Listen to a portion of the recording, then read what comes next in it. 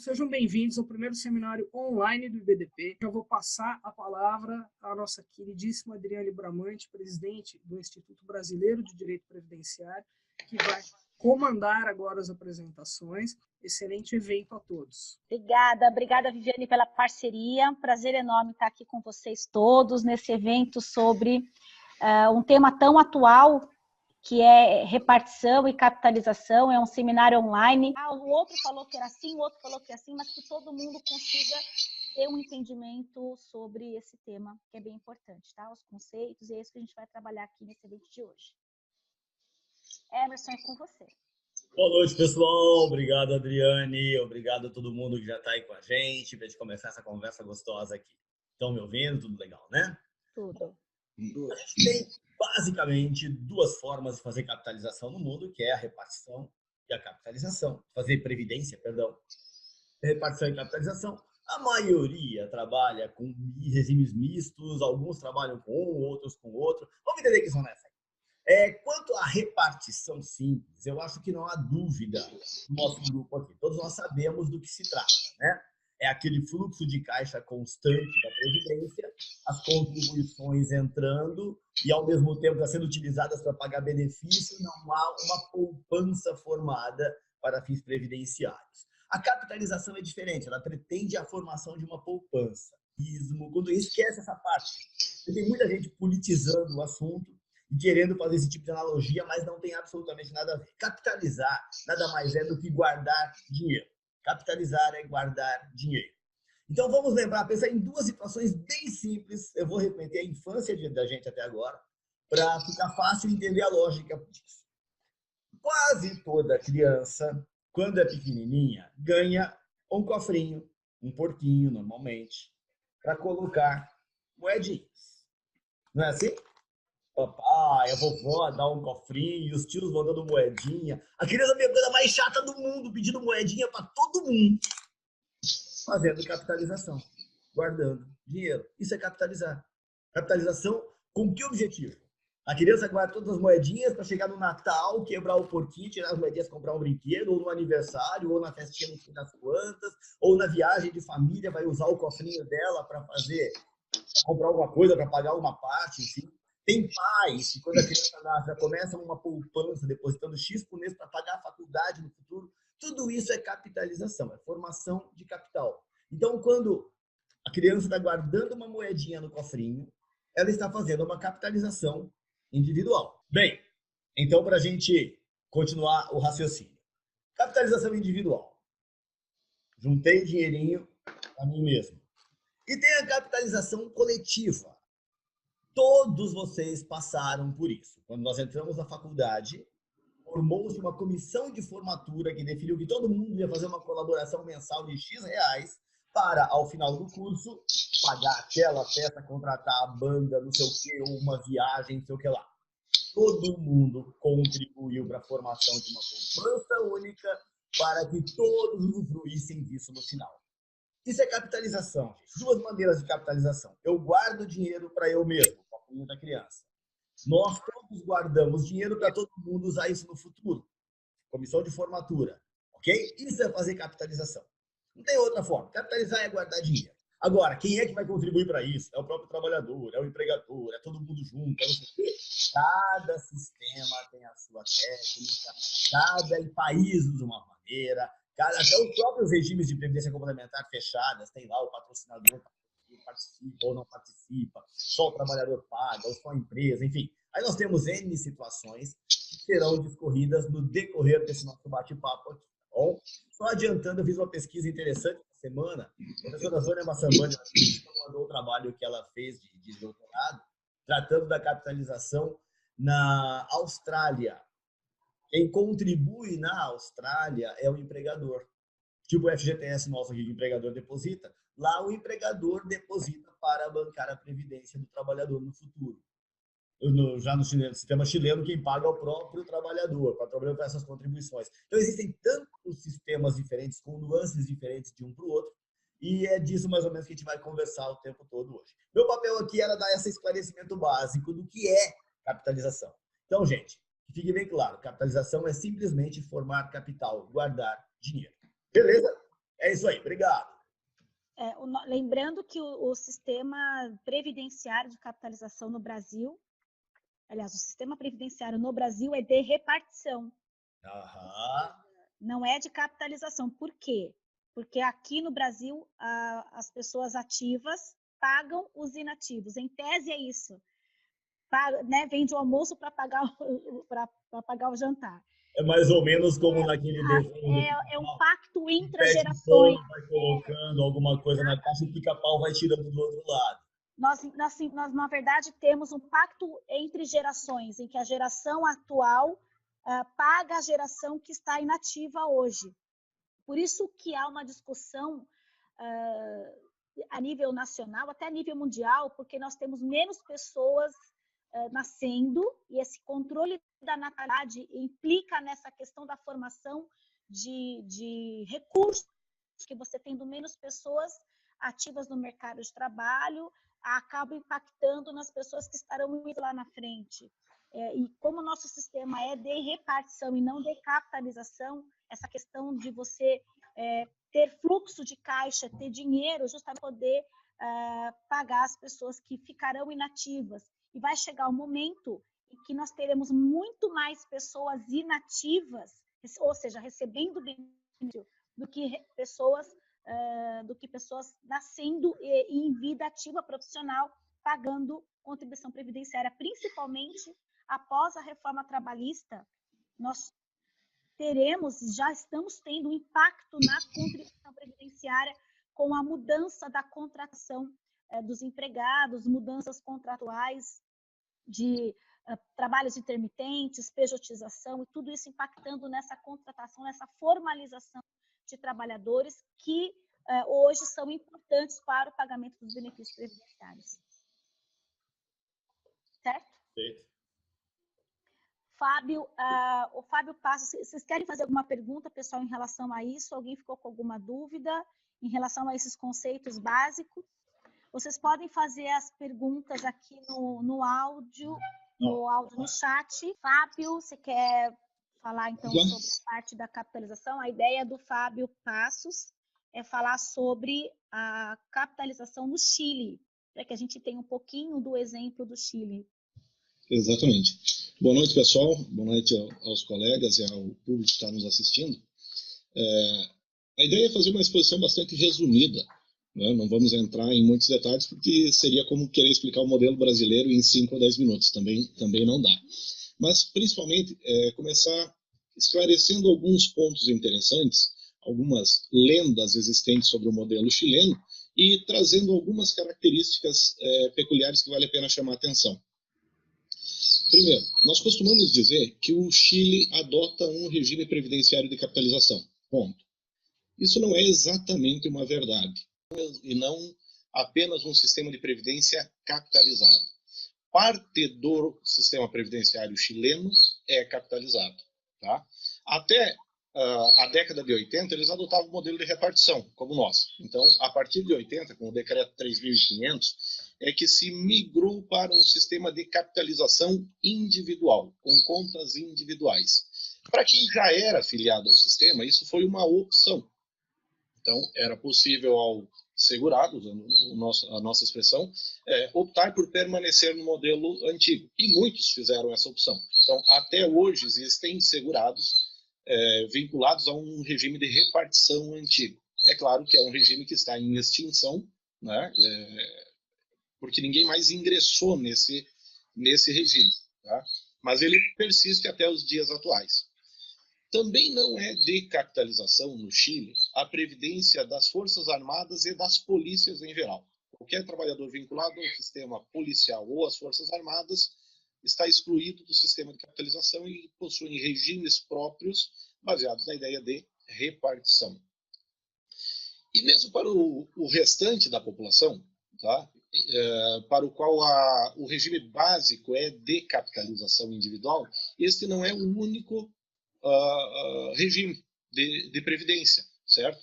Se percebeu ao longo do tempo que o sistema estava tendo defeitos, estava tendo falhas, não atendia adequadamente à pretensão, especialmente por gerar rendas muito baixas, certo?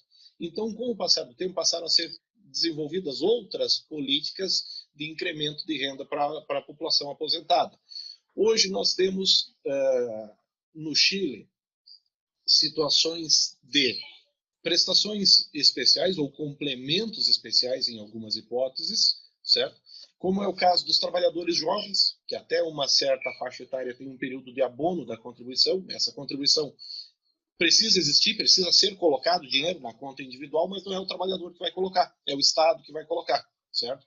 Existem abonos também pelo número de filhos que a família tiver, inseridos na conta de capitalização individual da trabalhadora mulher, lá no momento de receber a aposentadoria, e principalmente existem duas formas, um sistema de pensão e um sistema de uma prestação assistencial, comparando com o nosso modelo, para os trabalhadores de mais baixa renda, aqueles que tiverem um saldo menor, uma renda menor, ou que a renda da aposentadoria vai dar um valor muito baixo, eles têm um complemento, ou na fase de reserva de valores, na fase de acumulação de valores, para formar um saldo maior que permita uma aposentadoria com valores mais adequados, ou então já na fase de recebimento do benefício, nitidamente assistencial.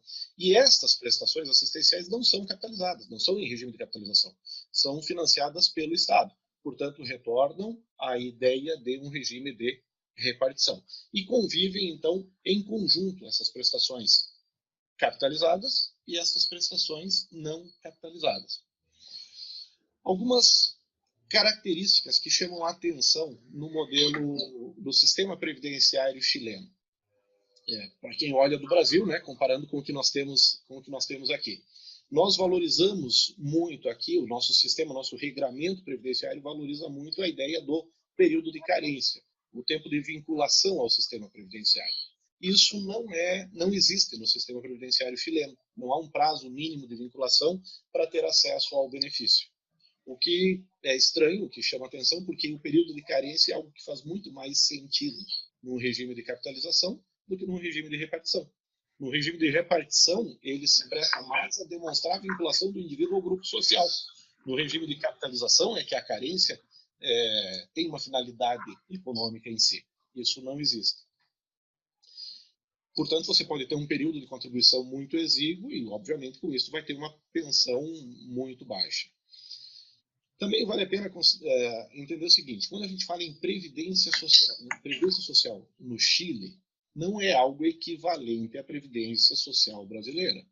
Previdência social no Chile contempla basicamente aposentadorias, como o nosso, aposentadorias, os benefícios programáveis, prestações por invalidez e prestação por sobrevivência, ou seja, pensão por morte. São essas três prestações, esses três grupos de prestações que fazem parte do sistema previdenciário chileno. Prestações por acidente de trabalho são outra coisa. Prestações por incapacidade temporária são outra coisa. Prestações por encargos familiares são outra coisa. Então, essa ideia de que o Chile possui um modelo de previdência capitalizado é apenas com relação a esse grupo pequeno de prestações e ainda em condições específicas, complementado pelas prestações fiscais paralelas a isso. No sistema de previdência chileno, os trabalhadores autônomos, os trabalhadores independentes, não tinham vinculação obrigatória até 2008. A partir de 2008, iniciou um programa de inserção desses trabalhadores obrigatoriamente ao sistema previdenciário. E isso levou uma década para se completar. Então, somente a partir de agora, 2018, é que obrigatoriamente os trabalhadores por conta própria chilenos estão vinculados ao sistema de previdência.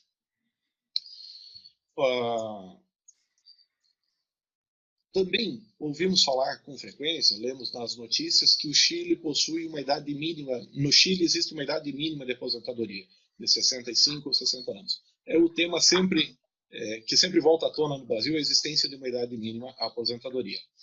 Sim, no Chile existe uma idade mínima para aposentadoria, assim como no Brasil. Né? 2 de cada 3 aposentadorias, dentre os benefícios programáveis, são deferidos uma aposentadoria que tem limite de idade, limite mínimo de idade. Tal como no Brasil, o Chile também possui hipóteses de aposentadoria antecipada, o equivalente à a aposentadoria por tempo de contribuição e a nossa aposentadoria especial, mas com algumas peculiaridades que as diferenciam significativamente e que vale a pena comentar. Existe a aposentadoria especial, o equivalente a isso, no Chile, a aposentadoria antecipada.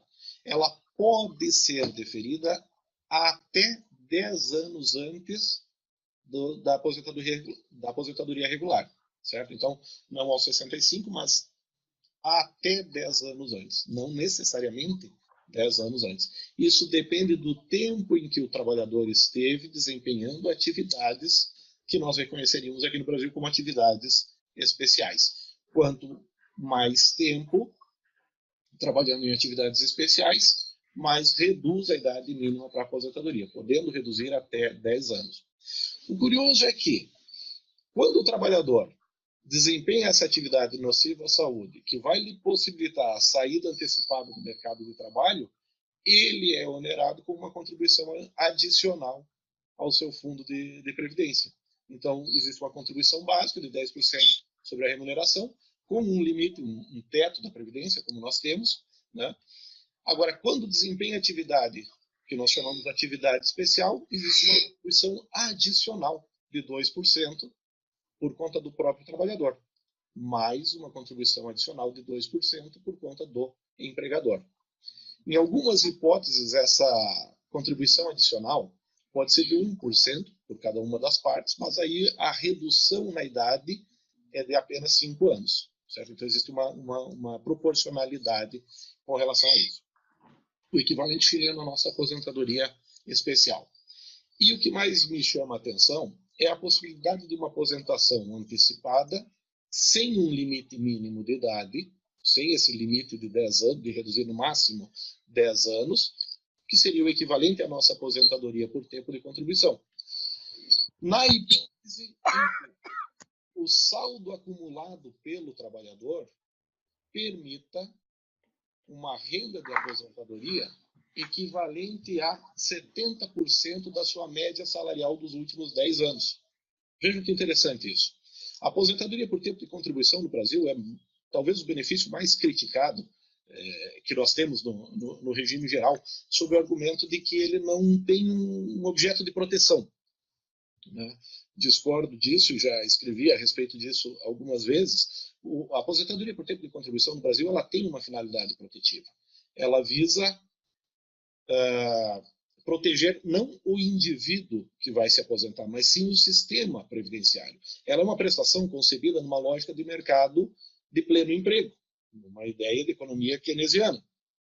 Pleno emprego. Então, a partir de um determinado tempo de permanência no mercado, é mais interessante para a sociedade, para esse grupo de pessoas envolvidas, permitir que o indivíduo se retire do mercado de trabalho, passando a viver da renda da aposentadoria, abrindo assim vaga no mercado de trabalho para que pessoas jovens ingressem, certo? Evitando a ociosidade, o desemprego na juventude. Então, tem uma finalidade maior por trás da aposentadoria por tempo de contribuição. O que temos que questionar hoje é se isso é aplicável nos dias atuais, se essa lógica faz sentido nos dias atuais no Brasil. No modelo chileno, não é este o objeto de proteção do sistema de previdência. É apenas o critério para você se retirar mais cedo é que o teu saldo acumulado permita uma renda entendida como suficiente. Veja, quem sabe até mais gravosa, ou mais injusta, ou mais questionável do que a aposentadoria por tempo de contribuição que nós temos no Brasil. Né?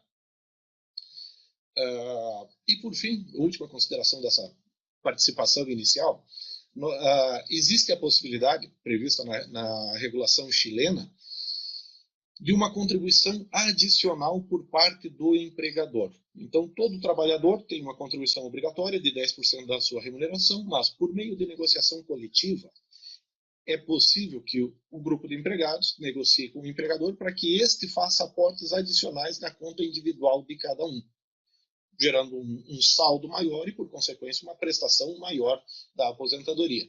O que também nos chama atenção porque é um elemento altamente discriminatório. Obviamente, empresas pequenas não terão capacidade de fazer essa contribuição adicional. Também me parece óbvio que empresas que têm uma grande massa de trabalhadores de baixa qualificação e com pouco poder de barganha não terão condições de fazer essa negociação. Ou seja, é uma ferramenta que se presta a auxiliar principalmente aqueles grupos profissionais, aqueles grupos de trabalhadores com maior qualificação. Se torna, assim, um critério, um elemento a mais, uma alavanca para a desigualdade social, ao invés de um elemento de equilíbrio social. Né? Então, brevemente, alguns elementos, o comparativo entre alguns elementos da Previdência Social do Chile com a Previdência Social brasileira, para iniciarmos esse debate. A gente pode passar agora, então, para a professora Jane, que também já está online aqui no nosso chat. Pessoal, quem quiser fazer pergunta, tem um chat aí ao lado, vocês podem abrir o chat e fazer pergunta por escrito, tá bom? Que todos os professores aqui nós vamos responder, tá bom? Vamos lá, Jane, cadê você?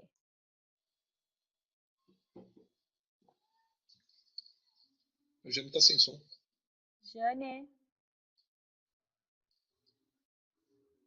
Jane?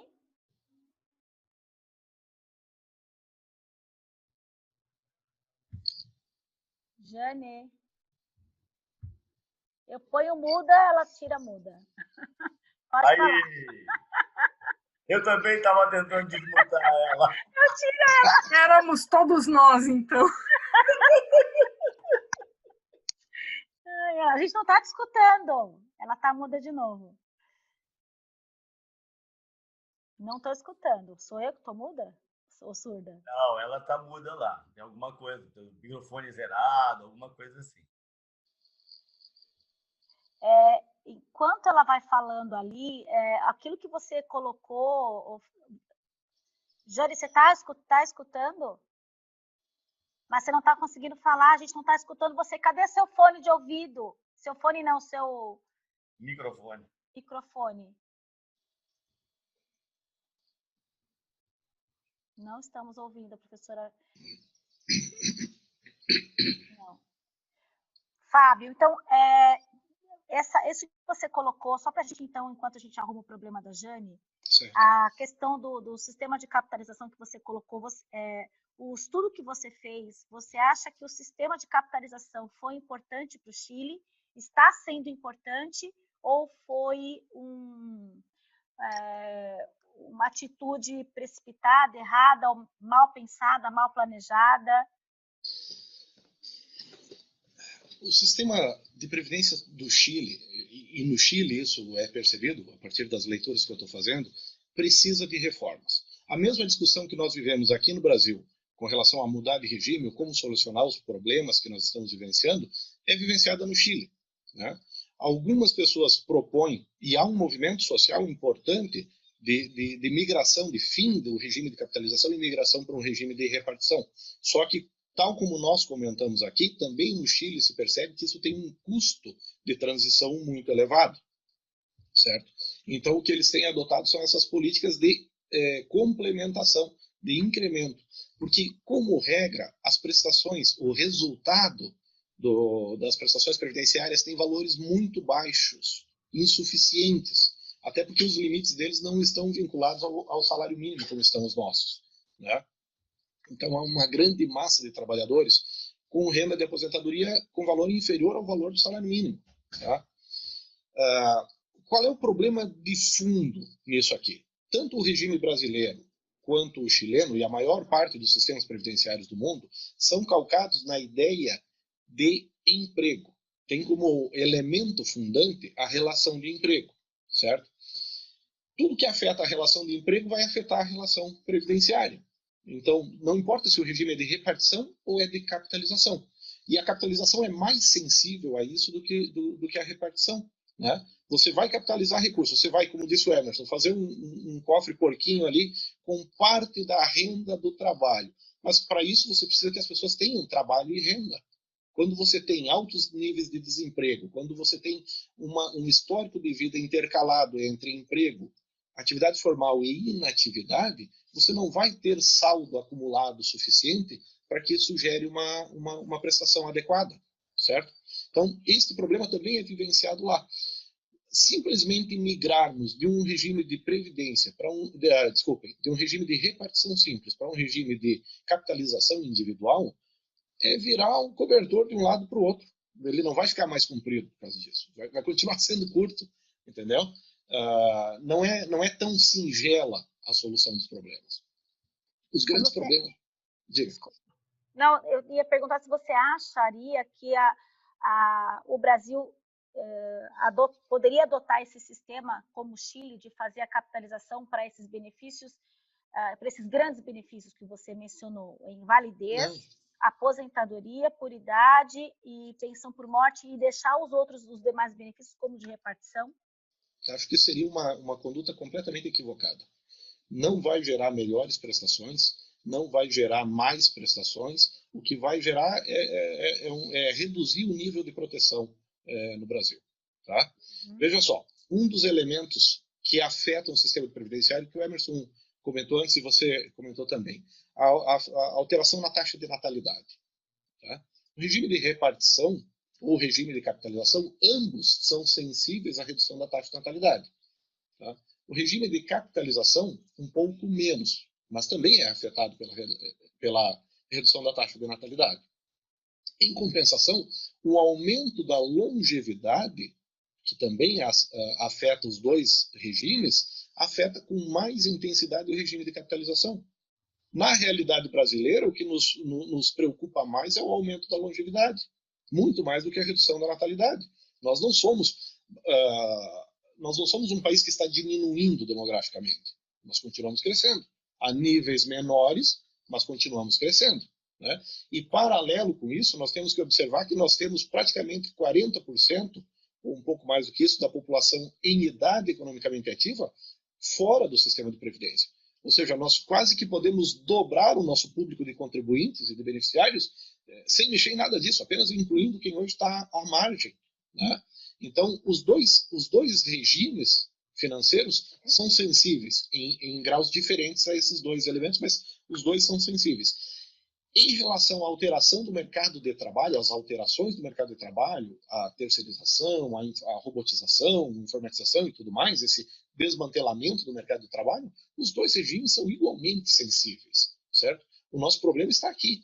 O problema que nós vivenciamos e que se vivencia em Previdência está aqui, na questão da regulação da relação de emprego. Nós precisamos ou incentivar a ideia de emprego, de formalização do trabalhador, mas isso não é tão simples porque é uma ideia que está sendo superada, a ideia de emprego como nós o conhecemos, ou conceber uma outra base fática para a relação previdenciária, um outro elemento de suporte para a relação previdenciária. E isso passa muito longe de migrar para a capitalização ou para a repartição.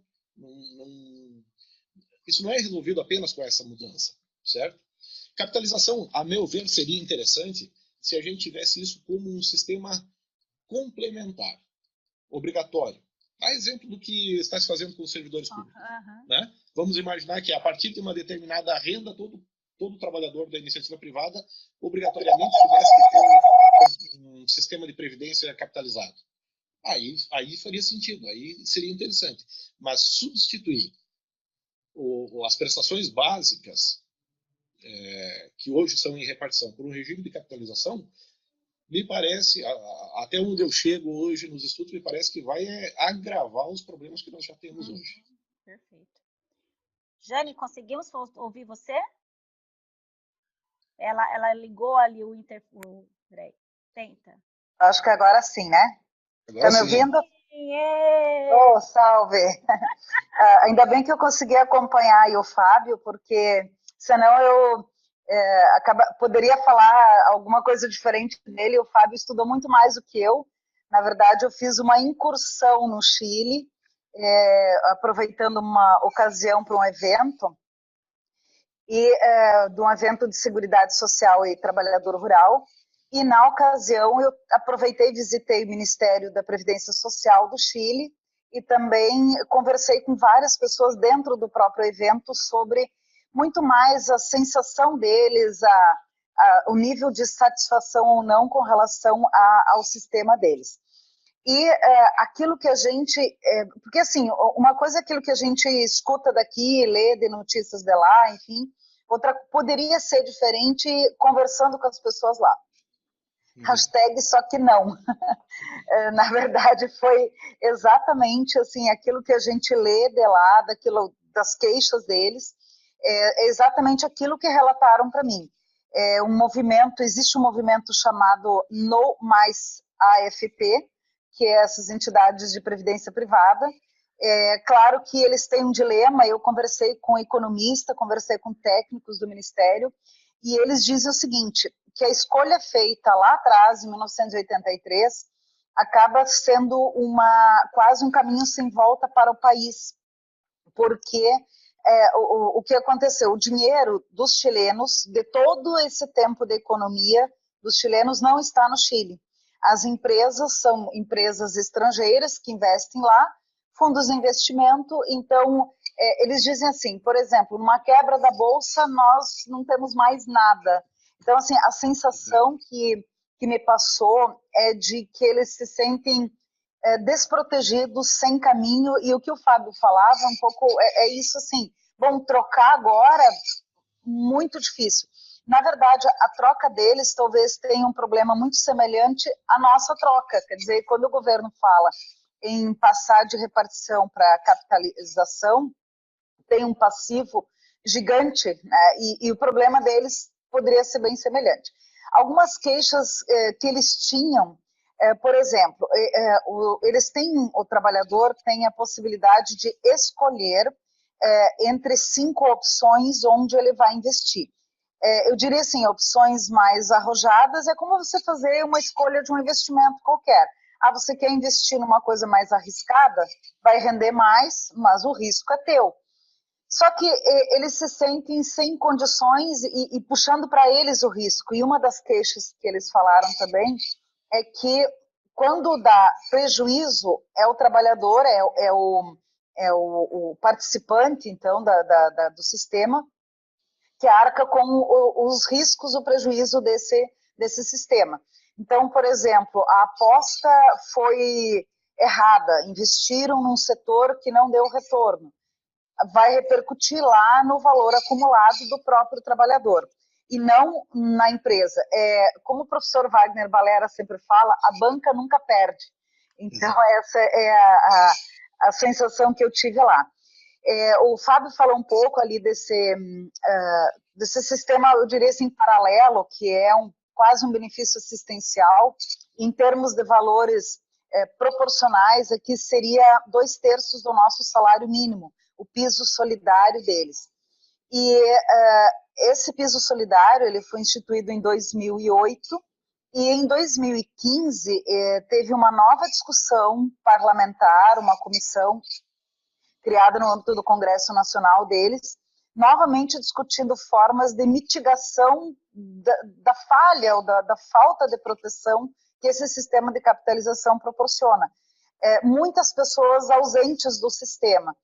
E uma coisa até que, outro dia numa conversa com a doutora Maria Fernanda, ela comentava, eu achava realmente estranho também, a renda per capita do Chile é alta, eles são considerados um país mais desenvolvido em termos de renda per capita, só que no que relataram para mim, lá no Chile, os técnicos do Ministério, 60% da população está fora do sistema de capitalização. Então, da mesma forma, esse sistema, como o próprio de repartição aqui, ele acaba tendo uma proteção muito restrita. Mas uma coisa que me chamou muita atenção, um dos técnicos com quem eu conversei, ele disse para mim o seguinte: eu contribuo há 35 anos, e quando eu me aposentar, quando eu sair, enfim, do sistema, eu vou receber 30% da minha renda atual. Então, não vai ter uma redução de 30%, vai ter uma redução de 70%. Vai receber 30% da média. E aí eu perguntei para ele, mas como é que fazem as pessoas? Ele disse, olha, isso é o mais comum. E conversei com uma médica também, com 60 anos de idade, que estava prestes a se aposentar. Ela relatou esse sentido, assim, de uma total... Inclusive, na última eleição, o Sebastião Pinheira, que ganhou a eleição, mais à direita e que menos ainda ia fazer, mas foi ele que ganhou e a pressão sobre alguma mudança é grande. Mas quando eles falam em modificações, eles se deparam justamente com esse problema. Racionalmente falando, o dinheiro do Chile está fora do Chile e o país teria, se essas empresas, enfim, teriam um prejuízo para o país muito grande, porque eles falam em 300 bilhões de reais de dinheiro acumulado dos chilenos que não está no Chile. Então, assim, trazendo um pouco dessas informações, da forma também que a gente dividiu aqui o debate, e me coloco à disposição para continuar aqui debatendo junto com vocês. Tem uma pergunta, é do iPhone, que eu não sei qual é o nome da pessoa. Ele coloca assim, salvo engano, no Chile tem a questão de que a administração da Previdência terminou sendo aberta ao setor privado, que não se interessou. Então, baixa concorrência atrelada a poucas opções de tipos de investimento e a intenção de lucro dos administradores realmente gera um potencial enorme de prejuízo ao trabalhador. No Brasil, ainda não se sabe como ficará essa questão da administração e como será a formação do fundo. Né? É bem isso. Eu perguntei sobre isso lá, perguntei sobre essas empresas, então são 6 empresas, 6 fundos, e aí eu perguntei assim, bom, por que então se a pessoa está insatisfeita, ela não troca de uma para outra? E aqui, o que eles me responderam assim, dá tudo no mesmo, ou seja, não muda nada de um fundo para outro. O problema maior nem é as taxas de administração, que essa é uma das queixas deles, e elas foram reduzidas, mas o problema maior é o investimento mesmo, é esse risco do investimento, faz um investimento mais arriscado, faz um investimento menos arriscado, e claro, tem a intenção do lucro, ou seja, lá na hora de fazer o investimento, inclusive hoje eu escutei, eu vi não na Band News, na Globo News, sobre a denúncia de pessoas dos fundos ligados aos fundos de pensão que teriam, enfim, feito investimentos equivocados. E essa é uma afirmação que eles fazem lá também. Então, o maior problema não é a taxa de administração, porque ela é fixa, ela é determinada, enfim, não tem como escolher A, B ou C nesse sentido. Mas o fundo em si, os investimentos que são feitos. Então, nesse sentido, é que eles perdem muito, porque se o investimento dá errado, o fundo perde. E, então, esse risco ele vem para o trabalhador. Perfeito. E essa redução, Adriana, se me permite um pouquinho, essa redução do número de AFPs, ela faz sentido, porque se você tiver um grupo se você tiver um fundo muito pequeno, um número reduzido de participantes, ela se torna onerosa, né? Não é viável para a empresa que está investindo nisso. Então, é um resultado natural, uma equalização, uma igualação, a redução da competitividade, né? Não vamos oferecer algo diferente que o concorrente para que ele também não ofereça algo diferente. E os maiores vão incorporando os menores para que passe a fazer sentido. Tem um tema muito relacionado a isso, que eu já debati várias vezes com o Emerson e com a Helenice, que é o argumento da criação de uma poupança interna, né? E que o Chile também se depara com a comprovação da falácia desse argumento, né? Porque se você vai entregar a Previdência, se você vai botar a gestão da Previdência no sistema financeiro, você tem que entregar para quem sabe operar o sistema financeiro. Não me parece fazer muito sentido a gente imaginar que vamos de uma hora para outra constituir inúmeros fundos de previdência fechados. Isso levaria tempo e teria um custo exacerbado para a constituição disso e mesmo uma escassez de pessoal habilitado. Então nós vamos entregar para os bancos.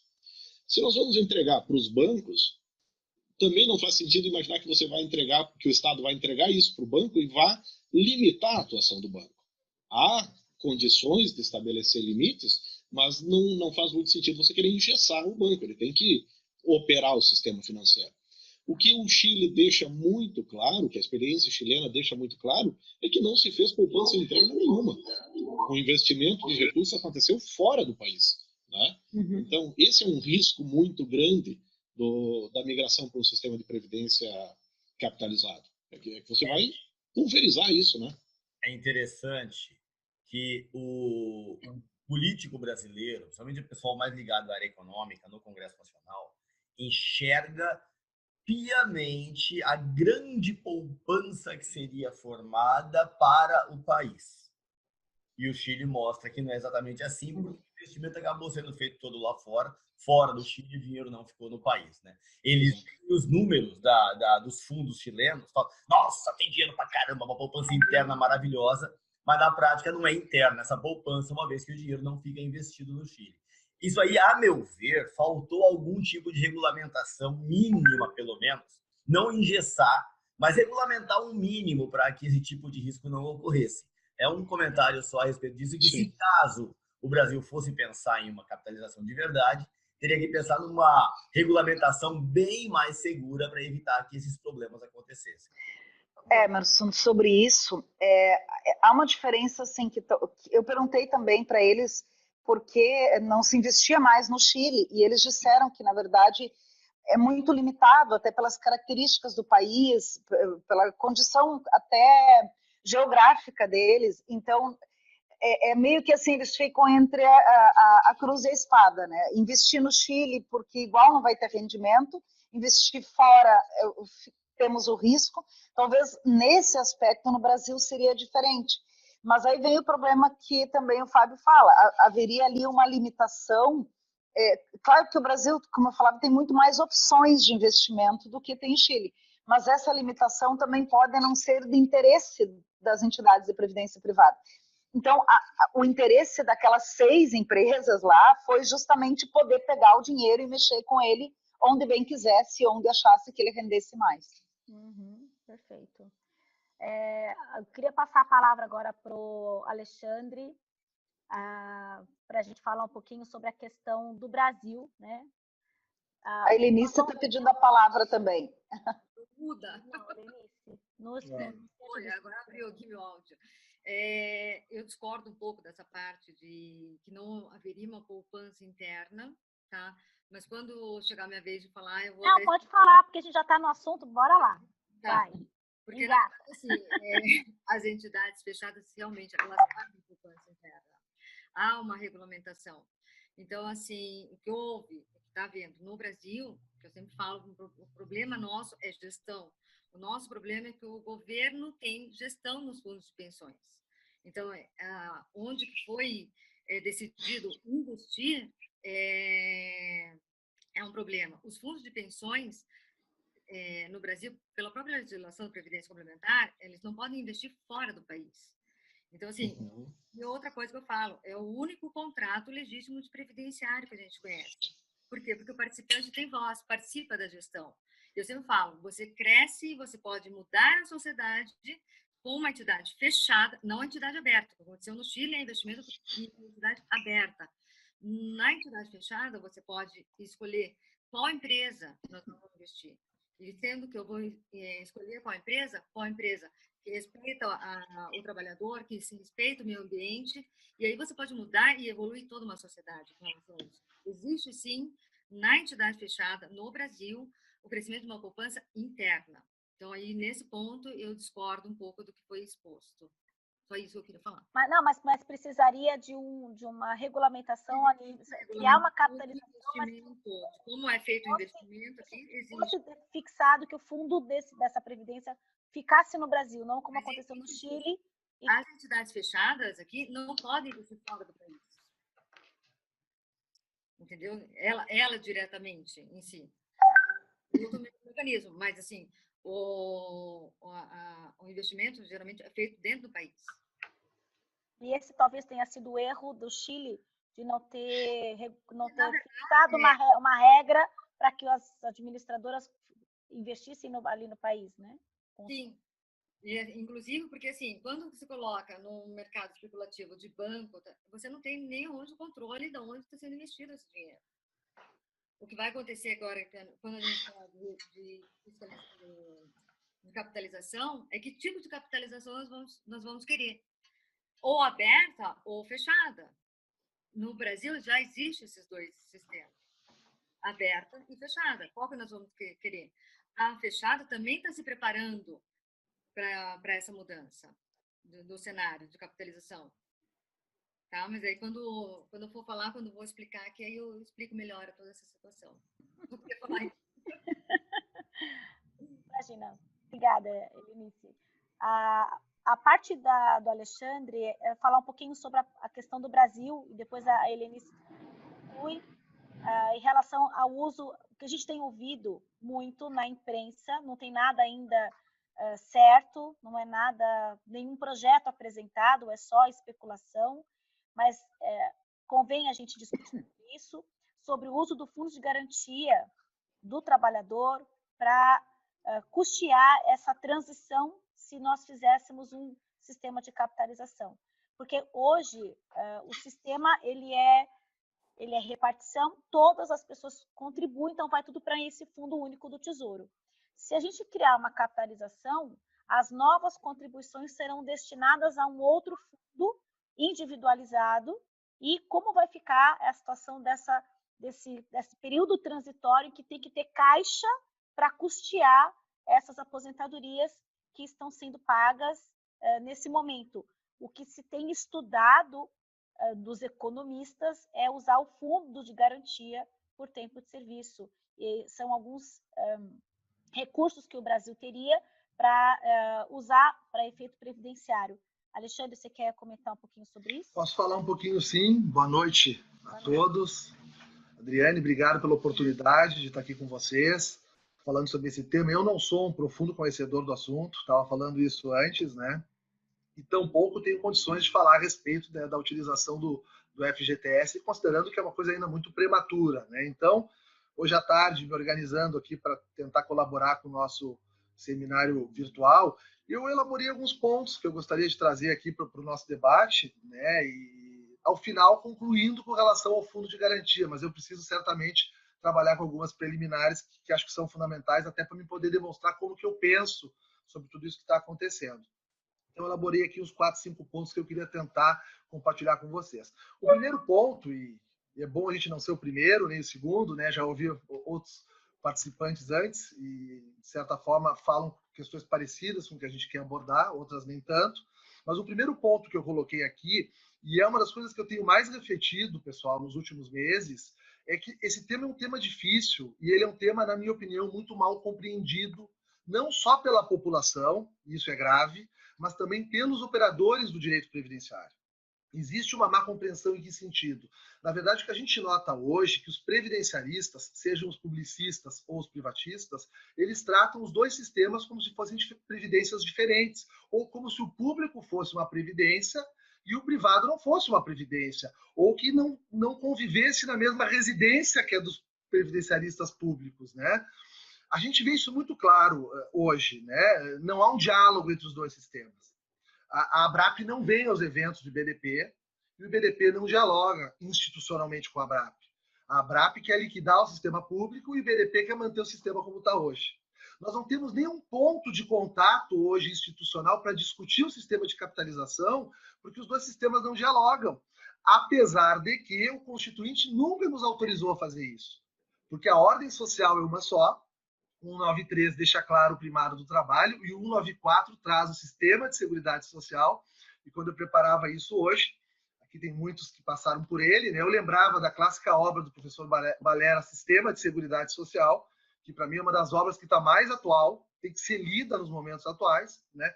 Em que ele demonstra muito claro a questão social que precisa ser dirimida e o papel do sistema público e do sistema privado harmônicos, sempre harmônicos.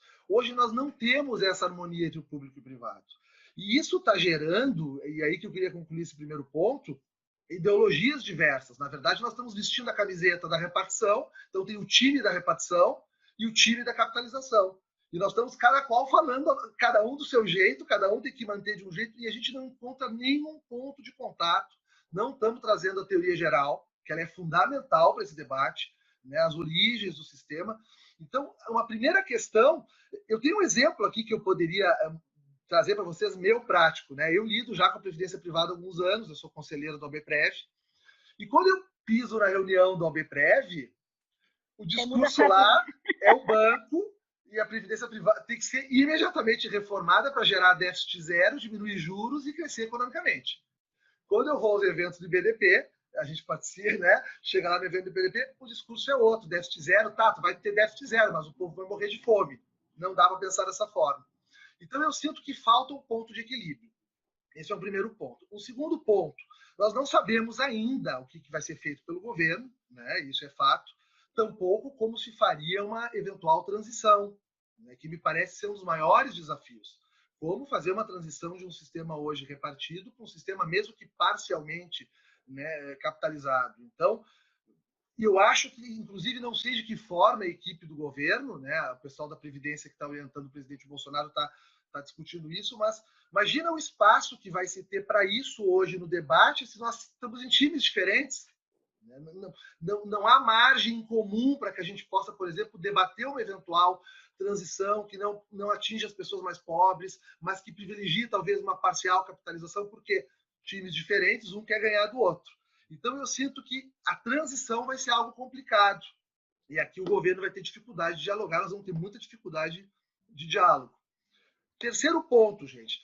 Eu discordo, com todo respeito a quem pensa diferente, mas assim, nós temos excelentes experiências de capitalização no Brasil. Né? Hoje, o sistema capitalizado no Brasil movimenta mais de R$1 trilhão. Meu pai vive da capitalização, hoje aposentado, né? Do Triquesprev, que é o fundo de pensão da empresa que o meu pai foi diretor a vida inteira. Então, existem famílias de pensionistas da Previda, são mais de 2.000 planos de previdência hoje no Brasil, que sustentam milhões de famílias, crianças que vivem de um sistema capitalizado que funciona. Claro, é um sistema oriundo, né, da década de 70, da Lei 6435, então são todos em modalidade de benefício definido. Nós temos muito pouco CD no modelo atual, porque é uma conquista recente da Lei Complementar 109, mas, de fato, o Brasil hoje movimenta mais de R$1 trilhão por ano em capitalização. E não é só Postales, Previ, Petros. Existe o Triquesprev também. Né? Então, interessante se nós conseguíssemos ouvir esse pessoal também. Quer dizer, a capitalização não precisa ir ao Chile. Ela existe no Brasil, enquanto sistema, lógico, né, gente, complementar. Esse é o ponto importante, eu vou concluir depois nesse sentido. Enquanto sistema trazido no modelo do artigo 194, né? Porque esse é um ponto bem importante, né, da capitalização total ou de um sistema híbrido, né, ou misto. Por isso, gente, que eu confesso para vocês que eu não vejo, botei aqui o ponto 4, eu não vejo com maus olhos uma capitalização parcial do sistema. Tá? Eu sou totalmente contra a capitalização total do sistema. O sistema, né, tem que manter uma linha de repartição para as pessoas mais pobres, evidentemente. Né? Não podemos abandonar o sistema da solidariedade, ele é um sistema muito refinado para a justiça social, mas hoje eu vejo um contingente muito expressivo de pessoas que estão na previdência pública, no teto, e estão pé da vida, porque todo ano pedem um monte de dinheiro, porque todo ano vira e a inflação come um pedaço do benefício e eles estão se encaminhando para o piso. E que se nós oferecêssemos para eles, vocês gostariam de migrar para um CD, eles iriam na mesma hora.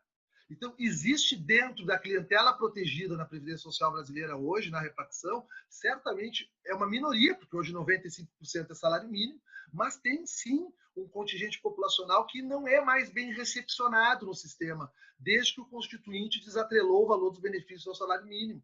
E a gente não tem mais a garantia da manutenção do padrão de vida, desde que começou essas reformas a partir de 88. Então, eu não vejo com maus olhos uma capitalização parcial. Por isso que não me assustou tanto o texto da PEC que vazou essa semana, porque ela deixa clara que é uma capitalização parcial. Lógico que a gente vai ter que ver como isso vai ser feito. Parcial e facultativa, né, Alexandre? Oi? Parcial e facultativa, né? E facultativa. Esse é um aspecto importante. Já vou chegar nele. Então, eu não vejo, porque eu me filio à corrente, pessoal, que entende que o sistema não é deficitário. Mas eu acho, sim, que a gente precisa enxugar o Estado brasileiro. Eu acho que chegou o momento que, se nós não reduzirmos o tamanho do Estado, e vejam bem, não sou um laissez-faire, não sou um neoliberal, né? Não é isso, mas eu acho que o Estado brasileiro é um Estado inchado e esse inchaço nos custa caro também. E o pobre paga muito dessa conta, né? Tem que ter uma manutenção de taxa de juros elevada para gerar poupança interna, a economia não consegue crescer por causa dessa taxa de juros, essa dependência do capital internacional, a gente acaba tendo de todas as formas. Eu acho que nós temos que, dentro dessa proposta governamental de diminuir o tamanho do Estado, acho que a Previdência ela tem que colaborar, não de uma forma total, deixar bem claro, né? Então, eu entendo que ela tem que colaborar desde que mantida a repartição, né? E vejam que ironia, o relatório do Banco Mundial de 93 quando se começa a capitalização das previdências no mundo, ele sempre fala no modelo de 3 pilares. Ele não descarta o sistema de repartição. O relatório do Banco Mundial, avalizado pelo FMI na década de 90, que o general Pinochet foi mais fundo, né, e não seguiu a cartilha do Banco Mundial, porque capitalizou por completo, esse relatório deixa claro que tu tens que ter 3 pilares. Um pilar para os mais ricos totalmente capitalizados, um pilar intermediário com o valor de repartição e o complemento, né, numa capitalização coletiva, como o professor Emerson referiu, e a repartição sempre para as pessoas miseráveis. Que convenhamos, se pegarmos o anuário da Previdência hoje, 95% são essas pessoas. Nós não temos mais pessoas ricas na Previdência. Então, esse sistema tem que ser mantido. Talvez a dificuldade vai ser como dialogar, esse sistema que eu estou defendendo aqui para vocês, como dialogar com a proteção às categorias especiais, metalúrgicos, insalubres, rurais, professores, policiais, de que forma, né, esse salário, de repente, um benefício único de 2 mil para todo mundo, tá? Mas e aí uma idade de 60, mas e aí o metalúrgico, o rural, aí talvez vai ser a dificuldade, né, de adaptar para cada uma dessas categorias. Eu reconheço, e o próprio auxílio-doença. Concluindo, gente, com o fundo de garantia. Obviamente, por isso que eu queria trabalhar algumas premissas, né? Se eu sou favorável à capitalização parcial, o fundo de garantia, na minha opinião, é uma capitalização. Né? É um valor que é depositado todo mês em saldo em conta. Ele respeita parcialmente o princípio da transparência, né, como rege os fundos capitalizados, então a pessoa pode ir lá acompanhar os valores, ela só não pode sacar a qualquer momento. Agora, nada impede que na regulamentação da capitalização brasileira se preveja também uma impossibilidade de saque. Né? Aí talvez a nossa luta vai ter que se dar nessa seara, a impossibilidade também de sacar. Mas, para mim, transferir o fundo de garantia para uma capitalização, para mim é a mesma coisa. Até vou mais além, gente. Né? Hoje, o fundo de garantia, quem usa são pessoas ricas, que usam os valores para comprar casa. Os valores que não são delas. Porque o pobre, o miserável, essa clientela que a gente defende aqui, que ganha R$1.000, ele não tem casa própria, salvo no gap do governo Lula, ali aquele crescimento econômico que a gente teve, naquele período com os programas de casa própria. Mas quem hoje usufrui, né, digamos assim, da capitalização coletiva do Fundo Garantia é a classe média. Ela vai lá hoje, ela faz um financiamento na Caixa, a Caixa empresta o dinheiro com o dinheiro dos miseráveis que estão ganhando R$1.000. Né? Então, quer dizer, será que é tão justo assim o fundo? Obviamente que eu acho também que não precisa ser todo o valor do fundo, né? Pode ser um percentual do fundo. Mas se isso puder incrementar e se isso tiver lastreado numa capitalização segura, né? Eu não me manifesto contra, tá? Eu acho assim, gente, concluindo agora para valer. O Chile é um grande exemplo do que a gente não deve fazer. Mas não é pelo Chile ter dado errado, Toda capitalização vai dar errada, né? Toda capitalização vai dar errada. Eu trago o exemplo do Brasil, quer dizer, o Chile deu errado, ótimo, vamos lá, vamos descobrir o que deu errado, não vamos cometer. E acho que o grande equívoco, e até o Banco Mundial concorda com esse equívoco, não dá para capitalizar a Previdência, porque a solidariedade entre as gerações, para as classes mais pobres, ela é indispensável. Eu acho que nós temos que lutar pela manutenção da repartição, mas não me oponho a uma capitalização parcial. Colocando, né, a minha palavra, a censura de todos e abrindo o debate do que seja a minha parte, estou à disposição aí para a gente conversar. Eu acho que você está certo, eu concordo com você, acho que a capitalização seria uma saída. O que eu tenho muito receio é da questão da transição, como eu falei um pouco. Mesmo que se utilize o fundo de garantia, o fundo de garantia custearia 2 anos de transição. A gente precisaria de pelo menos uns 10, 15 anos de transição. E como ficaria a questão da conta? Se eu tenho hoje um déficit, se o sistema hoje está deficitário, não adianta mais a gente defender que o sistema é superavitário, porque o sistema não é superavitário. Ele já, até a Anfip divulgou agora em 2017 que há um déficit na Seguridade Social. Então, é preciso realmente rediscutir isso. Se nós temos um déficit, como é que nós vamos deixar de colocar recurso nessa conta como é que nós faremos essa transição.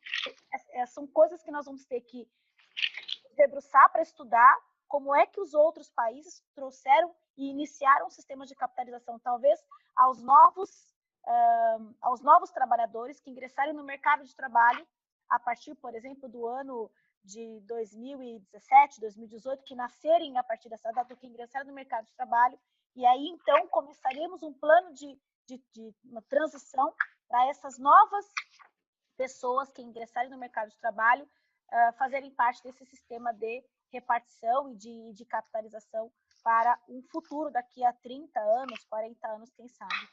Queria fazer um comentário, Adriane, Diga. em relação ao uso do FGTS especificamente. É bom a gente lembrar a origem do FGTS. A CLT estabeleceu lá em 1900 e branco e preto que o trabalhor que fosse demitido... Não, a CLT em 43. E quando o trabalhador fosse demitido, ele teria direito a uma indenização equivalente a um ano de salário, a um salário para cada ano trabalhado. Trabalhou 8 anos, 8 salários de indenização se fosse demitido.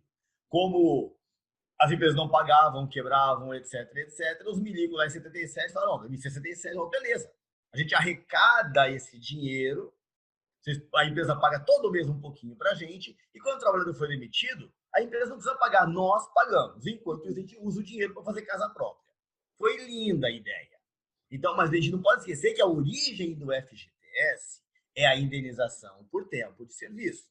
Então, a partir do momento que se cria uma possibilidade, vamos pensar nesse último texto que saiu, que nós sabemos não ser o definitivo, mas que falou da possibilidade do trabalhador optar por usar o seu FGTS ou parte do FGTS para começar a sua capitalização. Eu não duvido que, caso isso fosse aprovado, haveria uma pressão do caramba, uma propaganda monstruosa, dizendo, agora você tem que fazer isso para aproveitar, e você estará abrindo mão da tua indenização quando for demitido. Isso a gente não pode perder de vista. E outra, mexer nisso poderá ou não mexer em uma série de outros direitos trabalhistas, como a própria multa rescisória que existe, que é baseada no saldo de FGTS. Hoje é baseada no saldo geral. Se o cara tira antes para usar para casa própria, por exemplo, o saldo para fins de multa rescisória continua íntegro, como se ele não tivesse sacado. Mas e se ele tirar para fins previdenciários, como é que vai ficar? Tem toda uma discussão em volta do FGTS, que não é assim, agora vamos usar, beleza. Não, o buraco é bem mais embaixo.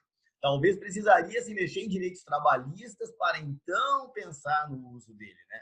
E como você falou, o saldo que tem hoje do FGTS é ínfimo, tem 300 e poucos bilhões lá, não paga um ano de Seguridade Social. E tem uma outra coisa, né? Perfeito. E tem uma outra coisa, Emerson. Quem vai pagar esse tempo é o trabalhador com o seu FGTS e você, que é contribuinte individual que não trabalha. Que não tem o FGTS. Individual que não trabalha. Está levando vantagem, né? Trabalho, só não tem o FGTS. Como é que vai ficar essa questão dessa transição? Quem vai pagar essa conta é, de novo, o trabalhador? Pois é, o assalariado, né?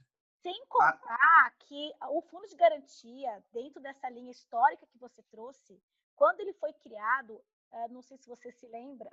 Não da minha época. Ele foi criado porque havia uma opção entre a estabilidade ou o fundo de garantia, porque o servidor público tinha estabilidade e o trabalhador da iniciativa privada não tinha estabilidade. Então, a lei foi criada, olha, você quer o FGTS ou você quer estabilidade? Podia optar, né? Podia optar. Podia. A Constituição de 88 acabou com a opção. A Constituição de 88 acabou com isso, mas o Fundo de Garantia, nessa época, em 1967, ele trazia essa questão histórica da estabilidade, que era para meio que igualar aos servidores públicos que tinham estabilidade e não tinham o Fundo de Garantia. Exato. Adri, só para complementar, me dá mais um minuto? Diga. Só para complementar, assim, na linha do que vocês estão falando e também na linha do que eu falei, 3 questões que me veio a posteriores, assim, né, e até diante do que eu sustentei aqui, acho que por enquanto fui o primeiro, né? Não sei como é que vão ser os próximos participantes, assim, a sustentar talvez um lado positivo com relação à capitalização. Mas hoje eu estava olhando os números, né? Interessante um detalhe, quando a gente pensa em regime geral, tudo embaralha muito mais. Porque em regime geral nós estamos lidando com as classes mais pobres e o déficit é 1/6 dos regimes próprios, né? Eu estava olhando hoje um número, o regime próprio é uma bomba que vai estourar daqui a 5 anos. Aqui no Rio Grande do Sul, menos disso. Isso é certo, assim, os fundos estão completamente quebrados. Então, o regime geral, o déficit que a imprensa fala, né, que a gente não acredita também, mas eu vi ali 2 anos atrás, 150 bi para 29 milhões de aposentados. Os regimes próprios têm 980 mil aposentados e um déficit de 77 bi. Não. Quer dizer, o que tem me feito, de certa forma, até dar uma guinada na minha posição com relação a tudo isso, é que realmente, independente da discussão do déficit ou superávit, assim, eu sinto que a gente precisa discutir o peso da Previdência no Brasil. Eu acho que isso é uma coisa que vem me convencendo de um tempo para cá, né? E lógico que eu tenho plena convicção que essa transição, o que vai acontecer, não é um mar de rosas. Eu não sou um defensor de que é um mar de rosas. Inclusive, me preocupa muito algo que eu acho que certamente a Helenice sabe muito mais do que eu, mas essa guinada que está havendo para as entidades abertas, né? A PEC do Bolsonaro, ela vai prestigiar as entidades abertas para gerir os fundos de previdência dos servidores públicos, né? Isso está no texto da lei, já na PEC do Temer já estava, mas a gente sabe hoje que a própria ABRAP vê com bons olhos a abertalização do sistema, né? Como é em outros países, né? Os fundos de pensão há muito tempo que estão estagnados, que a gente não tem criação de novos fundos de pensão. Já se vê com muito bons olhos essa mescla da entidade aberta e fechada, né? E eu não tenho dúvida que vai ser o paraíso dos bancos, né? Então, eu acho que eu queria só dizer para vocês que quando eu defendo isso, eu sempre defendo, logicamente, com luta, com debate. A gente tem que estar trabalhando para isso. É a nossa geração que vai auxiliar nisso. Nós somos os experts, né? Então, eu entendo muito nesse sentido. Eu não vejo como uma maravilha, mas eu acho que a gente pode ajudar a construir. Perfeito. O Adrianinha, posso só fazer um comentáriozinho rápido? Claro, por favor, Eliseu. Boa noite a todos, inicialmente. O bom de falar depois é que todo mundo já falou praticamente o que eu queria falar. Eu já falei isso. Eu penso muito como o Alexandre. Muito, muito. E hoje eu li uma matéria bastante interessante que fala do custo de transição, da possibilidade de se criar uma geração sanduíche, em que essa geração vai ter que contribuir para a repartição e para a capitalização dessa geração que está aí no meio. Então, assim, isso me preocupa bastante, que é a transição entre um regime para o outro, como é que vai ser tudo isso. E eu penso que o ideal seria um regime híbrido, mas assim, também não tenho uma opinião 100% formada de como funcionaria esse regime. Mas só porque eu li essa matéria interessante sobre essa geração sanduíche, que pode surgir em decorrência dessa transição. Pode, né? Sem dúvida que pode surgir. Na verdade, isso vai ter que ser estudado, né? Qual é o plano, quais são os planos. É que a gente sempre olha tudo que é reforma previdenciária, a gente já olha com 10 pés atrás, porque sempre tem muita coisa ruim nas entrelinhas, que a gente só vai descobrir lendo com muita atenção 15, 20 vezes depois. Então, a gente sempre acaba olhando com uma pré-compreensão de ser negativa aquela proposta, quando, na verdade, cabe a todos nós, e ao IBDP, e todos os estudiosos, professores, estudarmos a fundo essa questão de capitalização, porque talvez isso venha forte nessa proposta de reforma. E nós seremos chamados, né, Adri? Com certeza. O IBDP tem um papel fundamental. Caso aprove, nós temos que ter bons quadros dentro do Instituto para defender uma capitalização humanista. Claro. Eu acho que isso é fundamental. A Alessandra coloca aqui que ela acha que é um retrocesso a utilização do Fundo de Garantia, com todo respeito. Concordo com você, acho que não é. Acho que o Fundo de Garantia, embora seja capitalização, como dito pelo Alexandre, acho que ele é um direito do trabalhador e de toda essa conquista. Você já imaginou, ao final, quando ele pode se aposentar e tirar o Fundo de Garantia, finalmente, comprar a casinha dele, que ele tanto sonha, o dinheiro dele foi utilizado para pagar a previdência dele, que vai custear a vida dele para o resto da vida. Então, aquele sonho da casa própria que o FGTS sempre custeou, sempre permitiu que... Tem muito trabalhador hoje que tira o dinheiro do Fundo de Garantia para comprar a casa própria. Então, é importante esse dinheiro para ele. E ele não ter mais essa capitalização para comprar essa casa, o sonho da casa própria com o Fundo de Garantia, acaba se desfazendo, porque tem que sustentar a sua própria FGTS para casa própria quando era empregado. Era a única maneira de eu ter meu apartamento. Exatamente. Quantas pessoas usam isso para... Aliás, o Fundo de Garantia, pessoal, não é só para casa própria. Para doença crônica, Então, eu tenho um câncer para tratamento de câncer, para tratamento de doenças crônicas, aquelas bem um pouco daquelas elencadas ali no artigo 151 da Lei 8.213, mas o Fundo de Garantia também é utilizado nessas para carro, para pessoa deficiente.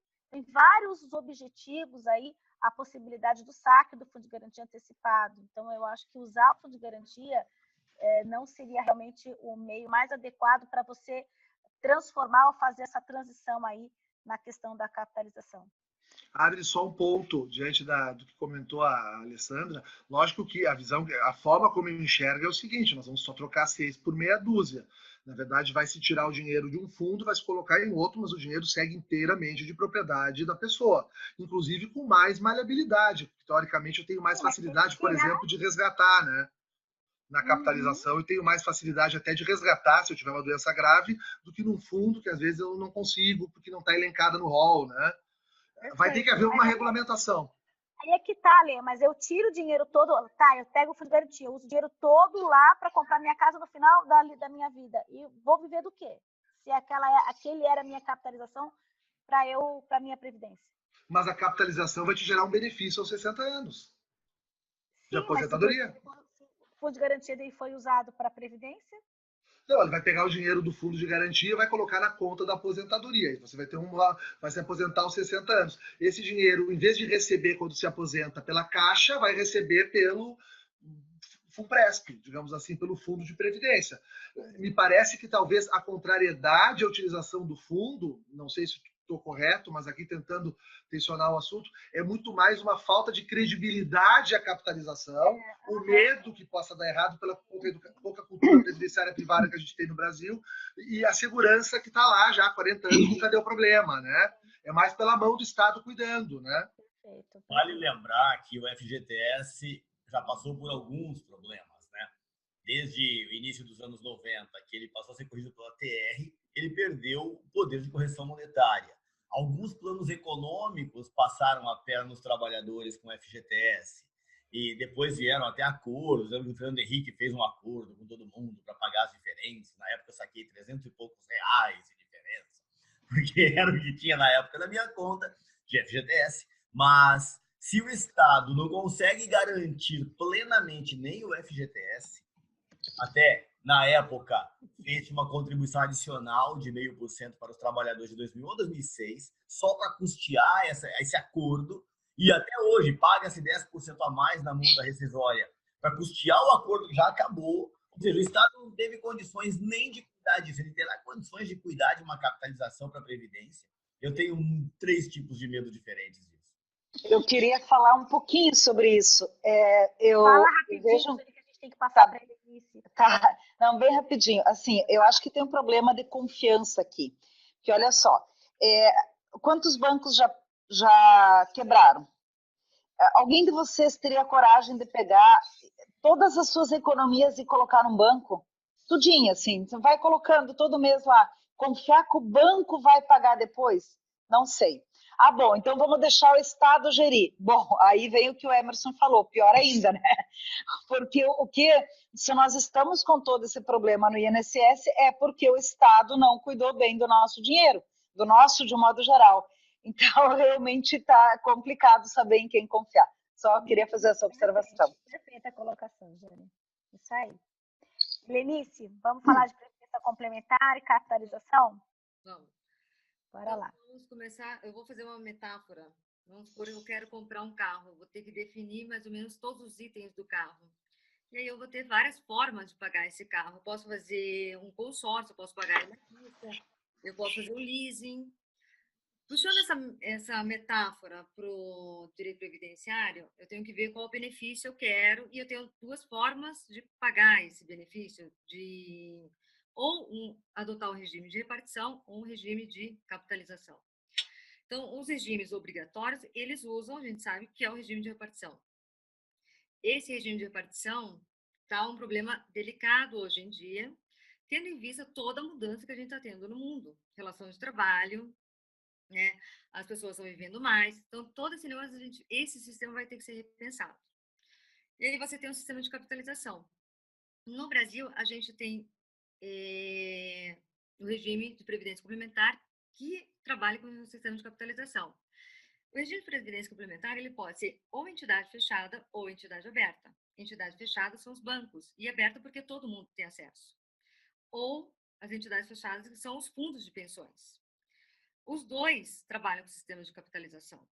Só que no sistema aberto você tem taxas maiores, né? Taxa de administração, taxa de carregamento, que é muito maior, tá? E você também tem um problema que você não sabe aonde é que os bancos estão investindo isso. E é como a Jane falou, o que aconteceu no Chile, eu posso estar investindo fora do país. Então, e a entidade fechada? Não. Além de você, é o único sistema, eu falo que é o único contrato previdenciário legítimo, porque é o único contrato que eu posso simplesmente participar da gestão.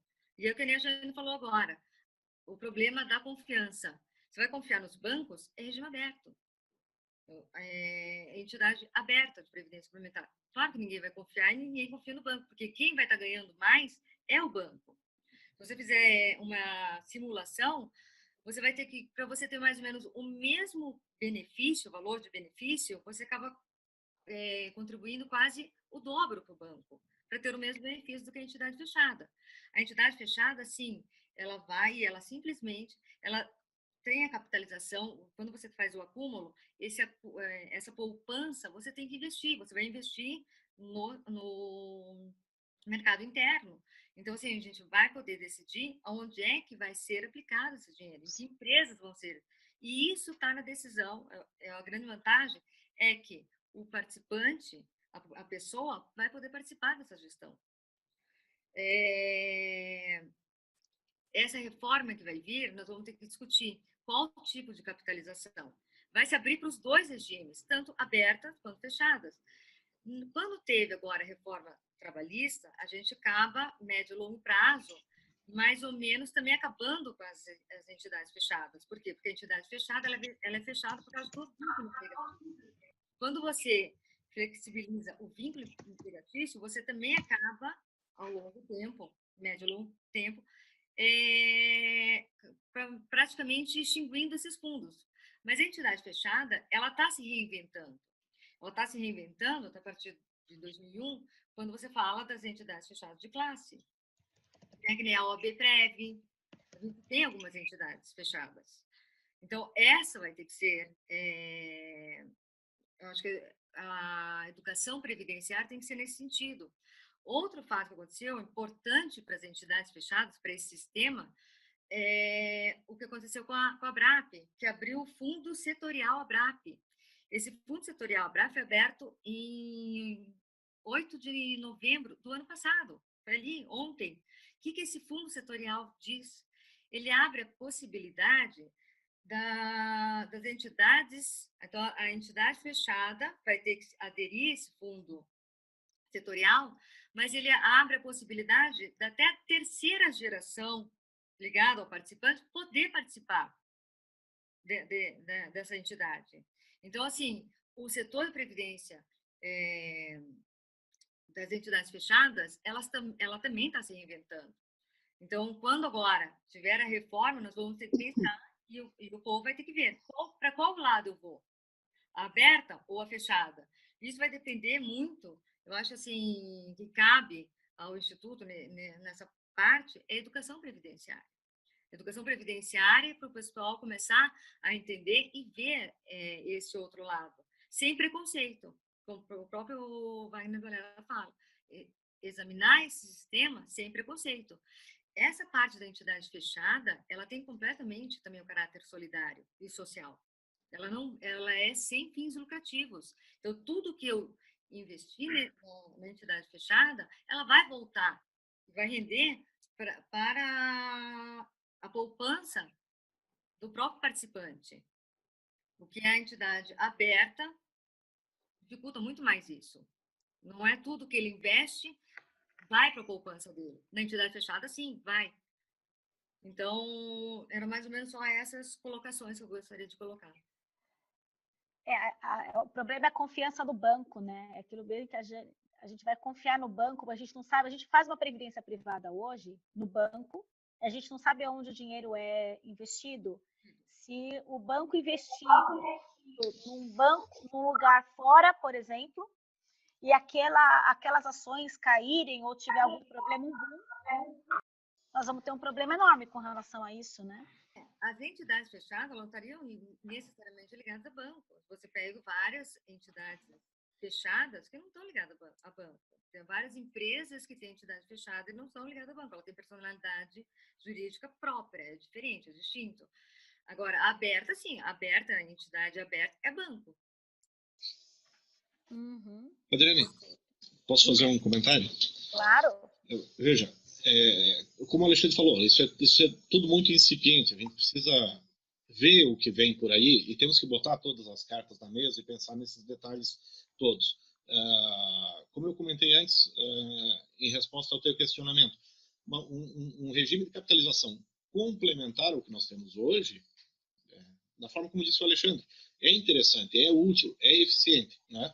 E o Alexandre e a Helenice trouxeram dois elementos que nós temos que chamar bastante atenção. O primeiro deles, me parece, que é a educação previdenciária.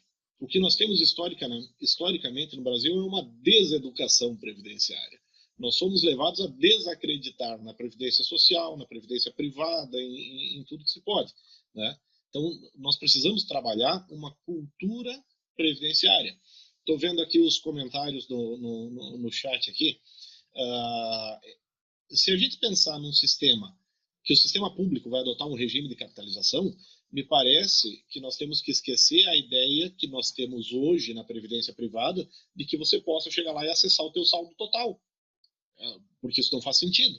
Isso deve ser vedada essa possibilidade, né? Porque senão você desmonta por completo a ideia da previdência e você joga esse povo todo na iminência de uma assistência social, né? Acesso ao saldo, gasta e vai depender da esmola alheia.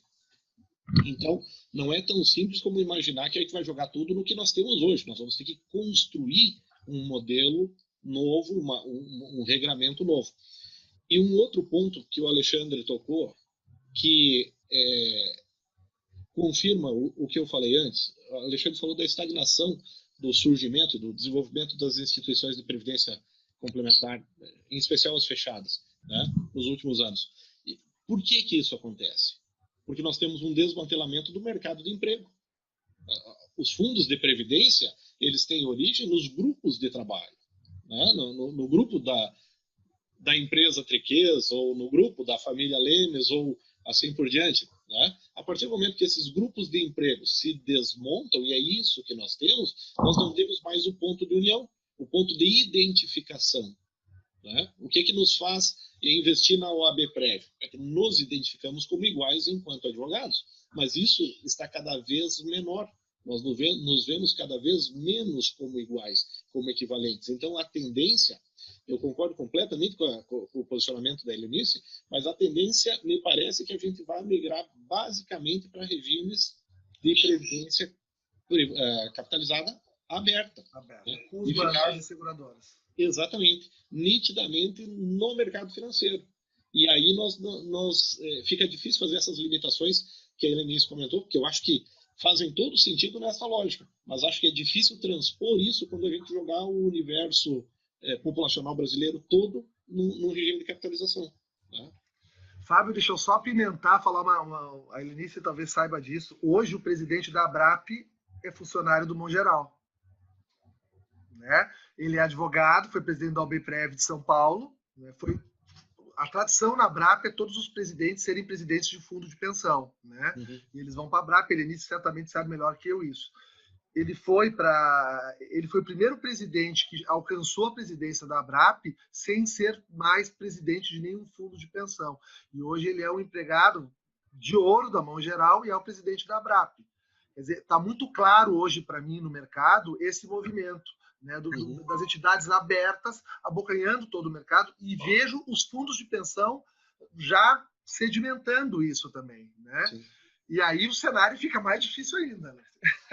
Mas é por isso que é por essa questão que muitas pessoas hoje não querem a classe média, aquilo que você falou, Alexandre. A classe média ela tem dinheiro, ela faz da aposentadoria um plano de previdência, um plano de aplicação financeira, e não é previdência, na verdade. Esse é o ponto. Posso apimentar um pouquinho aqui? Gostaria de colocar uma coisa. Com as entidades, vamos supor, cada entidade, as entidades fechadas, elas têm seu plano, seu regulamento. Então, você vai desenhar mais ou menos o benefício em cima do regulamento. Cada entidade vai ter o seu regulamento, pode ter vários regulamentos, vários planos. A previdência complementar, a previdência no Brasil, ela nasceu com as caixas, né? Os fundos de pensões. O maior fundo de pensão da América Latina é o nosso, que é a Previ. Começou em 1904.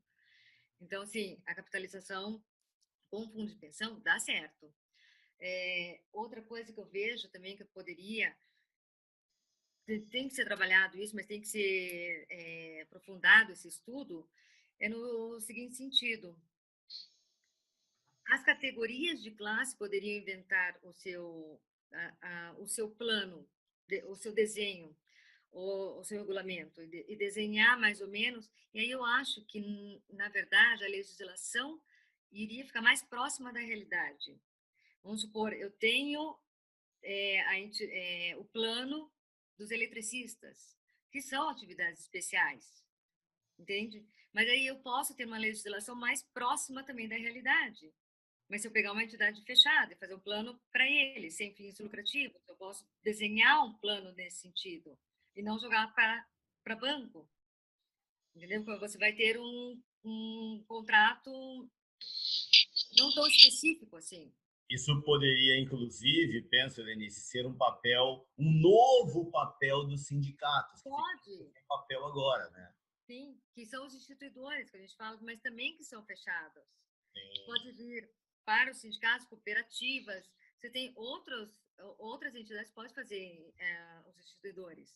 Então, assim, você tem aonde crescer e esse sistema de fechado também tem como crescer.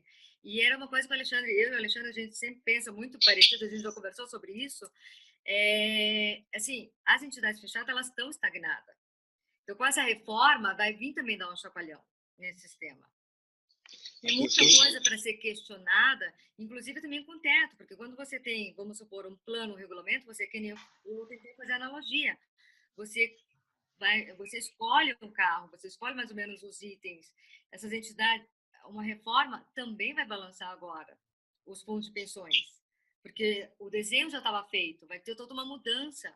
Isso pode atingir também os fundos de pensões. Então, assim, tem muita coisa para ser questionada, tem muita coisa para ser debatida ainda. Mas eu sou totalmente, quem me conhece, e vocês sabem que eu advogo, a minha vida é na previdência complementar para entidade fechada, e eu sou muito fã desse sistema. Eu acho que esse sistema é um sistema ideal. Aqui nós temos, me permite voltar nesse ponto, achar esse ponto de união da população, né? Se nós pensamos na previdência privada fechada dos advogados, nós temos o ponto de união dos administradores, dos contadores, sim. Se nós falamos dos eletricistas, já não é tão claro assim quando é que eles se identificam. Se são os eletricistas empregados, você consegue ter uma vinculação. Mas o eletricista faz tudo, o trocador de lâmpada, você precisa ter criar uma lógica nova para que essas pessoas se insiram nesse grupo fechado, né? Como é que nós vamos pensar? E aí está uma dúvida, Lenice, não é uma oposição à ideia, mas como é que nós vamos conceber um local de união, de encontro, por exemplo, do vendedor ambulante, né? Tem que surgir algo novo aí. Ou então, como comentamos antes, e aí coincidimos bastante eu e o Triquês, a manutenção de um sistema básico que não precisa ser salário mínimo, pode ser até o que nós temos hoje, que 5 mil não é lá grande coisa. Não. Né? E paralelo a isso, um sistema de previdência capitalizado. Nós temos que manter a atenção na necessidade, me parece aqui, de manter as duas coisas. Não dá para trocar uma coisa pela outra. Né? Concordo. O que a Ramona pontua aí no chat, ela coloca: aconselho clientes a não utilizarem a aposentadoria para, quando saírem do mercado de trabalho, terem uma reserva e não modificarem o padrão de vida. Retornam anos depois para ver se cabe revisão, pois estão endividados e tal. Olha que legal. isso que essa orientação é a capitalização. Então, você está aposentado e utiliza a sua própria aposentadoria para capitalizar um certo recurso para que no final da sua vida você tenha condições, porque o benefício vai ficar defasado, não vai mais ter o emprego, não vai mais ter os benefícios de ser empregado, e né, no momento da velhice, realmente, é que você se depara com um benefício só com a aposentadoria e com a aposentadoria que não te sustenta, aí realmente assusta. Então, essa orientação que a Ramona coloca é justamente a capitalização, né, para cada caso, para que possam ter esse recurso no final. Obrigada aí ao pessoal que está participando do chat. Palavras para o Eliseu? Diga, Eliseu. Você está sem o mute.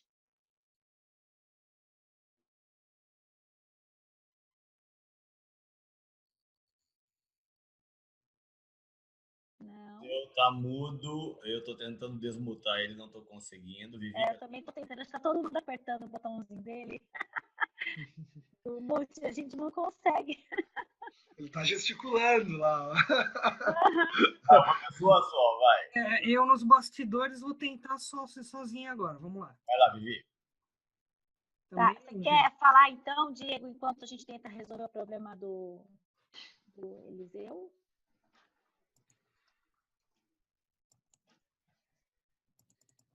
Olá, bem? Aí. Todos me ouvindo? Sim. Bom, vamos lá.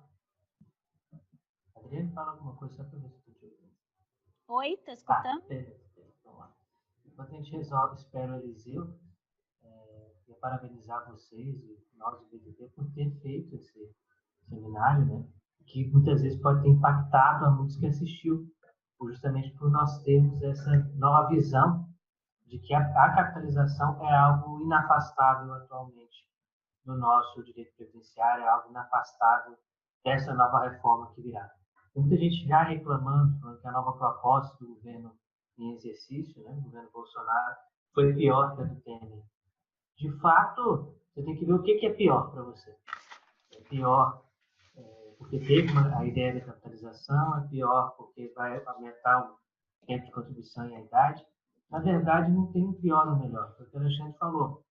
Nós temos que equilibrar o sistema, e esse sistema hoje está se afogando, e eu só discordo de uma parte, quando nós falamos assim que vai precisar de uma transição de 10 anos. Não, é uma transição de 40 anos, 30 anos, 40 anos. Por quê? Porque nós já temos um contingente de aposentados de direitos adquiridos já ativos e que vão ter que ser mantidos nessa mesma situação que a gente já tem. Então, por mais que nós venhamos incluir, hoje o custo dessa transição é o maior problema e a maior dificuldade hoje no legislativo de se discutir. E o pessoal que está nos assistindo. Como nós vamos fazer um sistema híbrido que já existe, sem perder receita e sem tirar dinheiro? Essa é a grande dificuldade hoje do legislativo. Porque nós temos um outro lado tributário também. Muitas vezes nós discutimos só o ponto de vista previdenciário e não discutimos o lado tributário.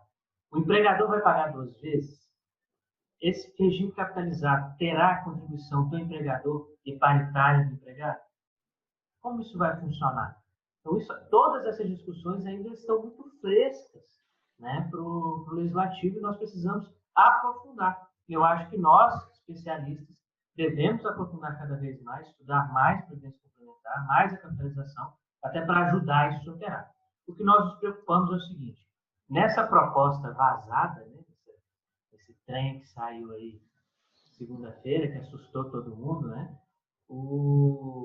nós vimos ali uma boa parte das propostas do IPDP que nós fizemos, né, nós fizemos uma boa parte das propostas que estão ali, mas a questão da capitalização nos preocupou por um ponto, que até a Maria Lúcia Fatorelli, que é da Auditoria Cidadã da Dívida Pública, relatou e ressaltou, que é a questão da venda e da priorização de dívida pública com relação aos investimentos dos fundos privados. Eles estão permitindo a compra de título podre por meio pelos fundos privados. Ou seja, aumentando esse esquema criminoso de dívida pública, que, na verdade, o fundo compra um título podre para uma espécie de investimento que nunca vai ter de retorno. Então, nós temos que nos preocupar em como regulamentar esse fundo. Não adianta estar lá naquela PEC, vai ser daquele jeito. Não, nós temos que regulamentar isso por lei e evitar o máximo possível que essa regulamentação possa ser feita por meio de discussões normativas ou por decretos ou atos que não demandem uma ampla cognição do legislativo, porque senão nós vamos ficar nas mãos aí desses fundos. Hoje, no legislativo, para que vocês entendam, eu estive na reunião da Frente Parlamentar Mista em Defesa da Previdência, que vai se recriar, e o lançamento vai ser no dia 20 de março. Estão todos convidados para mim. Lá na frente, ela é composta, na sua maioria, por servidores públicos, né, sindicatos de servidores, e, como bem o Alexandre disse, que é algo, na minha opinião, tabu, Alexandre, que é justamente discutir o déficit do servidor. O servidor não tem déficit, porque o servidor não tem FGTS. Não, peraí. Nós vamos olhar em termos quantitativos e proporcionais, o déficit do servidor do serviço público, em especial da União, é estrondoso perto ao déficit do regime geral. Nós precisamos rever isso. Mas já foi revisto, de fato. Mas nós temos um passivo. E esse passivo que é o problema atual dessa proposta de capitalização. Como que nós vamos criar? Vamos chegar agora com uma proposta de capitalização parcial, facultativa, que já existe. Então, isso não é novidade. Vamos reduzir o teto, então, do regime geral, para isso poder ser mais palatável para a sociedade. Ou seja, vai atingir esses 15%, 20% dos contribuintes do INSS, porque o resto, como o Alexandre disse, está até 1.300 e pouco. Então, vamos reduzir o teto do INSS para que o investimento seja mais viável. E, a partir daqui, como fica a parte tributária? Se eu reduzo o teto, eu reduzo a arrecadação do empregado. E a contribuição do empregador, ele vai continuar pagando os 20% sobre tudo do mesmo jeito? Pois é. E aí ele vai ter que vir pagar mais 8%, a depender do 8,5%, a depender do acordo coletivo que ele fizer ou for obrigado a fazer.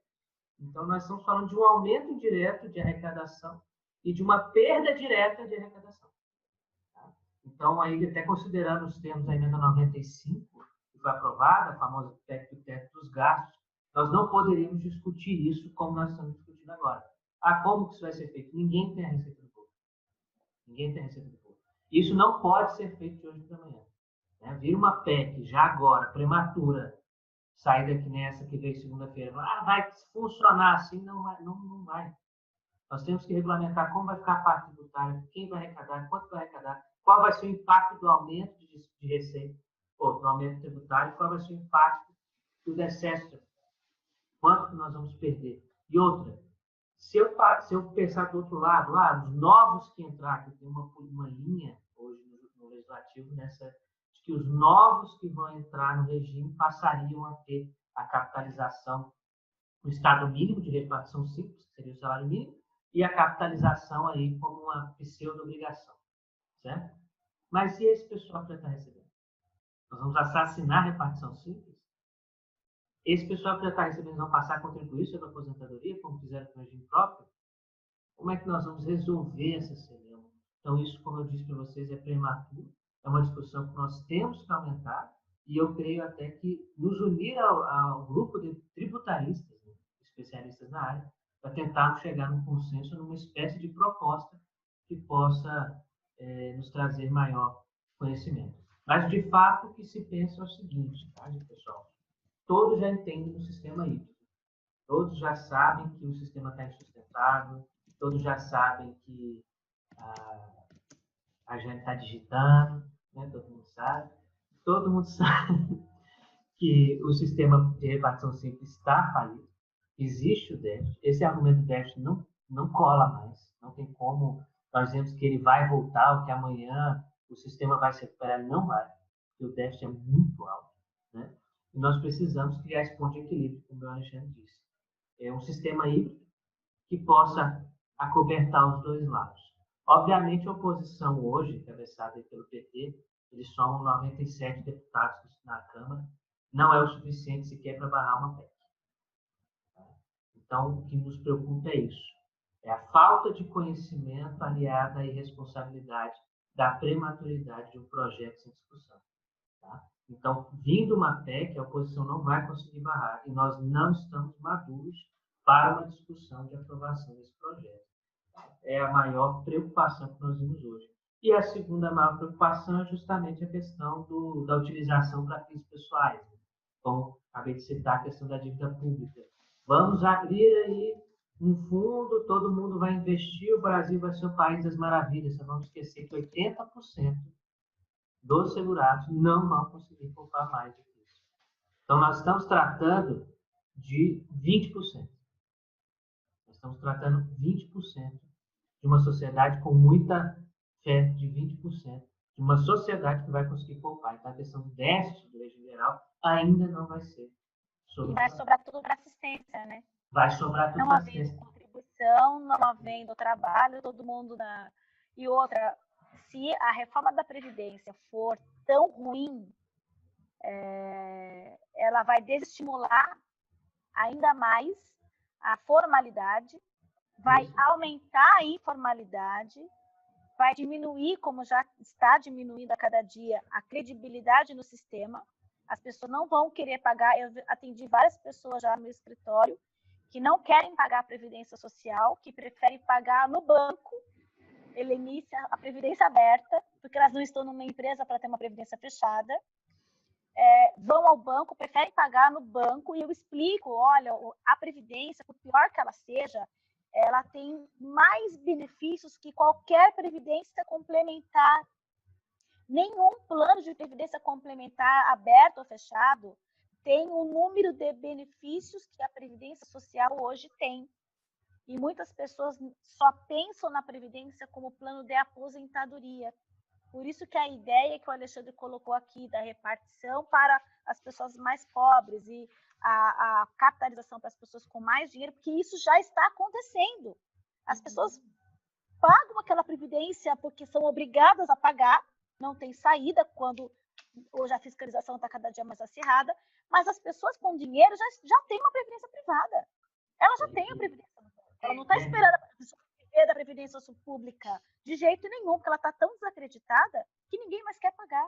Essa semana eu conversei com um engenheiro, um amigo meu, e ele veio te perguntar sobre previdência para mim. O cara tem 40 anos de idade. Ele falou: Emerson, eu não tenho carteira de trabalho. Eu nunca trabalhei como empregado aos 40 anos de idade. Atuo como engenheiro já há um tempo. Já tive uma empresa, na minha empresa não retirava nada, não recolhia, não sei o quê, está fechando, estou abrindo outra. E o que eu tenho que fazer para me aposentar?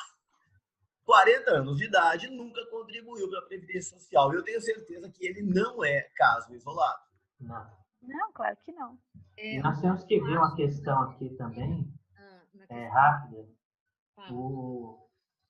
Essas propostas que estão tramitando, que estão assustando a gente, elas são totalmente publicitárias. Tá? E nós, às vezes, entramos na onda. O regime capitalizado já existe. E já está no artigo 202 da Constituição. Vocês todos disseram aqui, todo mundo, o cara está investindo no banco, o cara está investindo no regime aberto, regime fechado. Já existe. E nós estamos fazendo é tentar melhorar, florear isso na Constituição, porque nem proposta de redução do teto nós ainda tivemos direito. E o que vai impactar aqui é a redução do teto. E para quem isso vai valer, quando isso vai valer e para quando isso vai valer. Essa é a nossa principal preocupação. Me parece, Diego. Alexandre, eu acho que a grande discussão que vai ter é assim, que o Alexandre falou, tipo, para as classes menos favorecidas, vai e tem que ser o regime de repartição. Né? Qual vai ser esse mínimo existencial?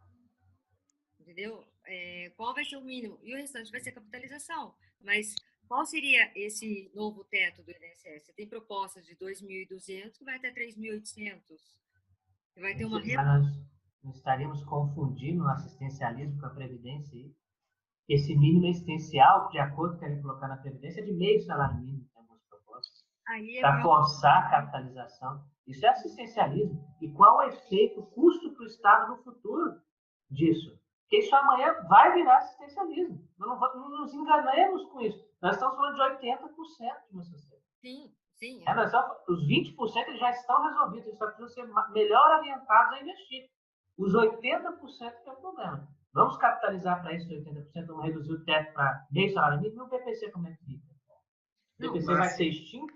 Né? Então, e esse custo futuro, como a Adriane falou, que até para passar a palavra para vocês, É um princípio que agora eu costumo falar nas aulas, nas peças que eu dou, que é o princípio da desconfiança legítima. O brasileiro hoje tem isso como princípio. Ele desconfia do Estado com razão, né? Com razão, porque ele não tem proteção, não tem segurança nenhuma. E aí vem aquelas outras questões que a Previdência Privada já está avançando nos tribunais, e segurança jurídica hoje, o regime de Previdência Complementar tem. Eu não posso fazer uma revisão de uma aposentadoria complementar, porque pode afetar o fundo, eu tenho que ver se o fundo vai poder pagar da revisão. Até que ponto a justa filosofia disso se enquadra? O que é justiça? É mais justo eu não afetar o outro ou deixar de exercer o meu direito? Então, tudo isso vai voltar a ser discutido, vai ter um problema maior, a questão contratual vai ser super discutida, porque eu sou obrigado a pagar e seguir as regras dele, quando eu perco, mas se ele perder para mim, não é responsável por nada. Então, como é que isso vai funcionar? Então, é muito prematuro, vamos amadurecer e vamos fazer mais 1000 desses seminários aqui, eu acho que é o caminho. Diego, só um comentário, e talvez, não sei o que o Fábio pensa disso, todos, na verdade, né? Mas me parece que muito provavelmente o que vai acontecer, e aí é muito ruim de a gente dizer isso, porque a gente defende com uma mão e com a outra mão a gente pensa que se as coisas se encaminharem de tal forma pode ser muito ruim. Qual vai ser o espaço que a gente vai ter para discutir isso? Mas me parece, eu fico pensando aqui, se a tendência é reduzir o teto, como tu disseste muito bem, então é definir um valor para todo mundo, R$2.000 para todo mundo.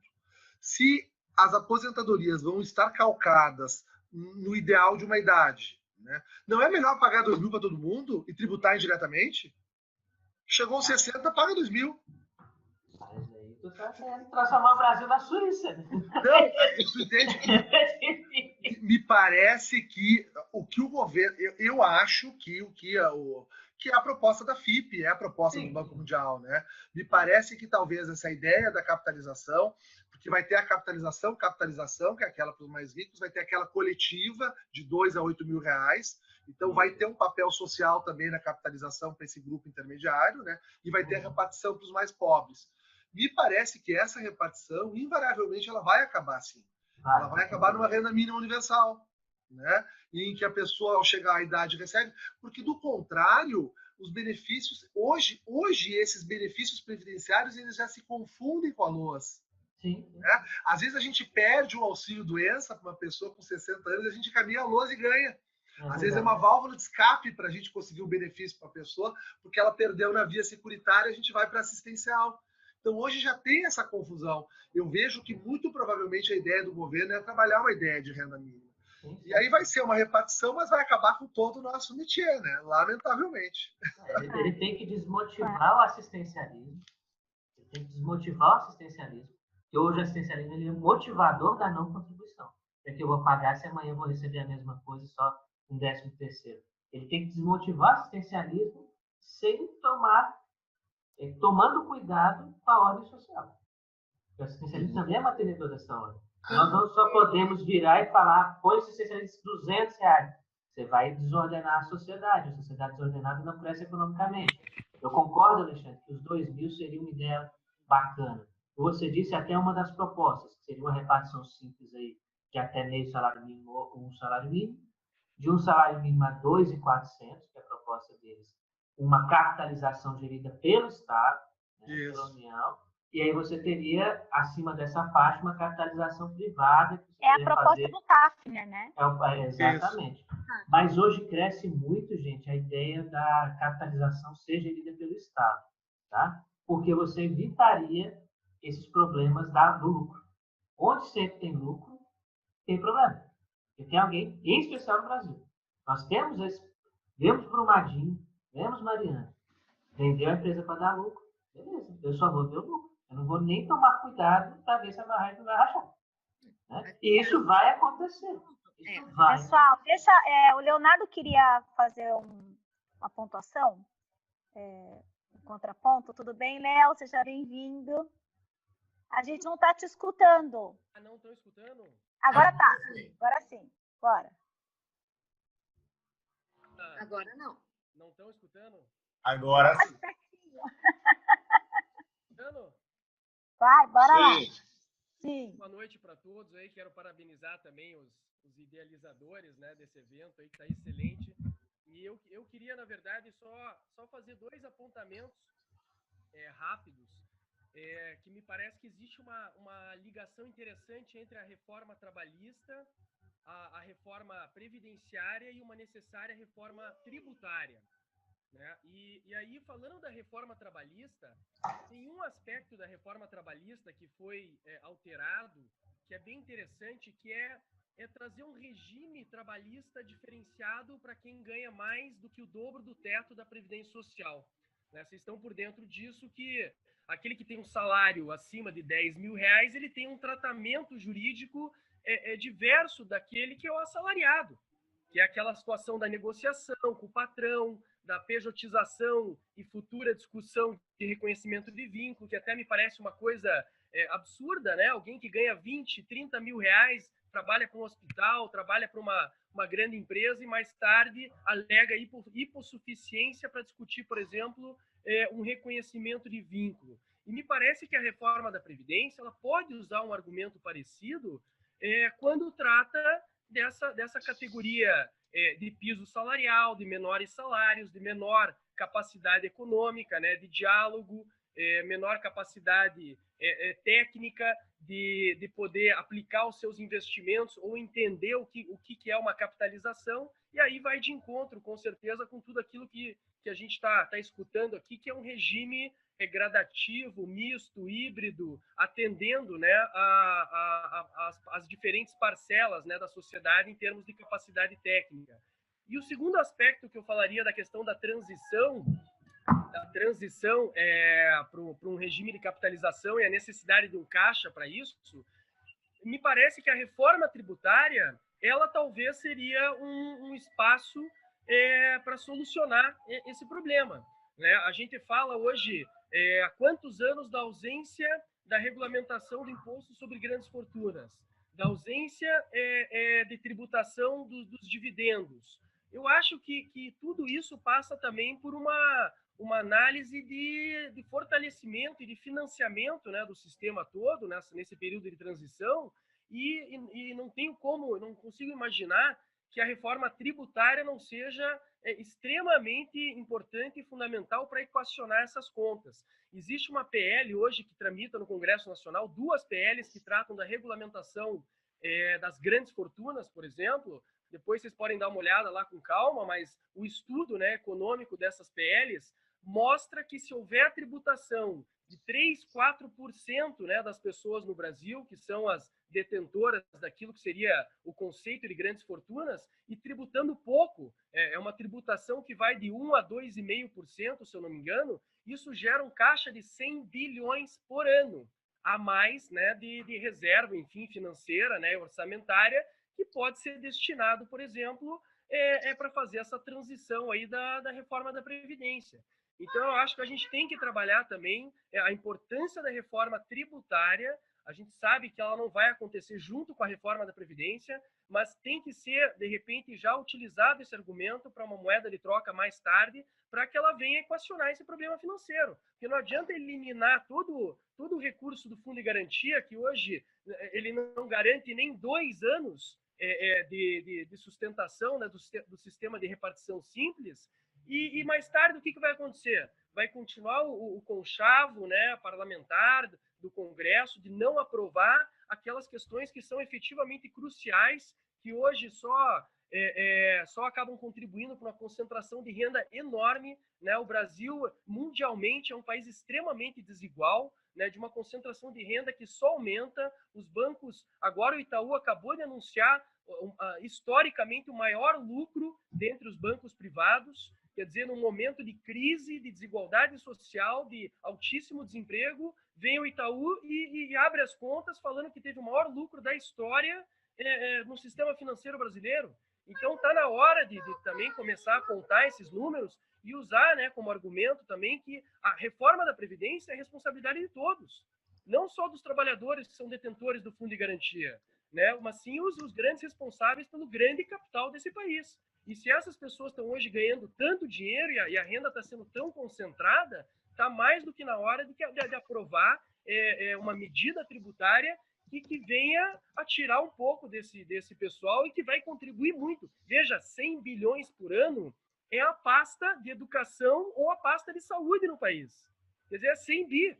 Então, 100 bi tributando as grandes fortunas, mais um bom dinheiro tributando dividendos, é uma forma que, aliado aí à proposta do Fundo de Garantia, também pode, de repente, navegar aí por essa transição e daqui a 10 anos, de repente, ter algo estável. Mas tem que ser usado isso agora, né? Tem que ser demonstrado esses argumentos. O argumento lá da capacidade técnica, né, na reforma trabalhista, acho que vai de encontro com isso que aqui vocês estão conversando, né, da existência de modelos compatíveis, né, diferentes modelos, não só capitalização para todo mundo, e a questão da reforma tributária, que me parece também uma das grandes alternativas para transitar aí nesse período aí difícil, né, que vai ser a de mudança de modelos.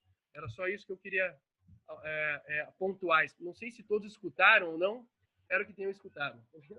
Perfeito, Leonardo. Ótimo, ouvi muito bem, foi certinho. Só um comentário que eu queria fazer é que quando a gente fala em reforma tributária, o que a campanha eleitoral prometeu foi redução de carga tributária. E criar um tributo sobre grandes fortunas e sobre dividendos aumentaria a carga tributária e não diminuiria no final das contas, né? Então, isso eu acredito que a reforma tributária nem está na pauta ainda, pelo menos pelo novo governo, porque está se pretendendo primeiro uma redução do tamanho do Estado, para um Estado que custe menos e então poder se discutir tributo. Pelo menos eu estou enxergando dessa maneira, tá? Mas é inafastável, né? É inafastável. Na discussão previdenciária, ela é inafastável da questão tributária. Sim. Nós estamos falando aqui agora. Eles têm que ser incentivados a isso. Né? E a questão do discurso de campanha, né, de imposto zero, me parece mais uma sinalização de imposto zero em termos de imposto para o empresariado como um todo, né? Aquela coisa dos encargos sociais, principalmente, que acaba travando muito a economia como um todo. Me parece que há espaço aí para discutir a questão das grandes fortunas e dos dividendos, porque isso já é um passo além dessa questão principal, que seria a desburocratização ou tirar, né, os impostos da atividade econômica como um todo.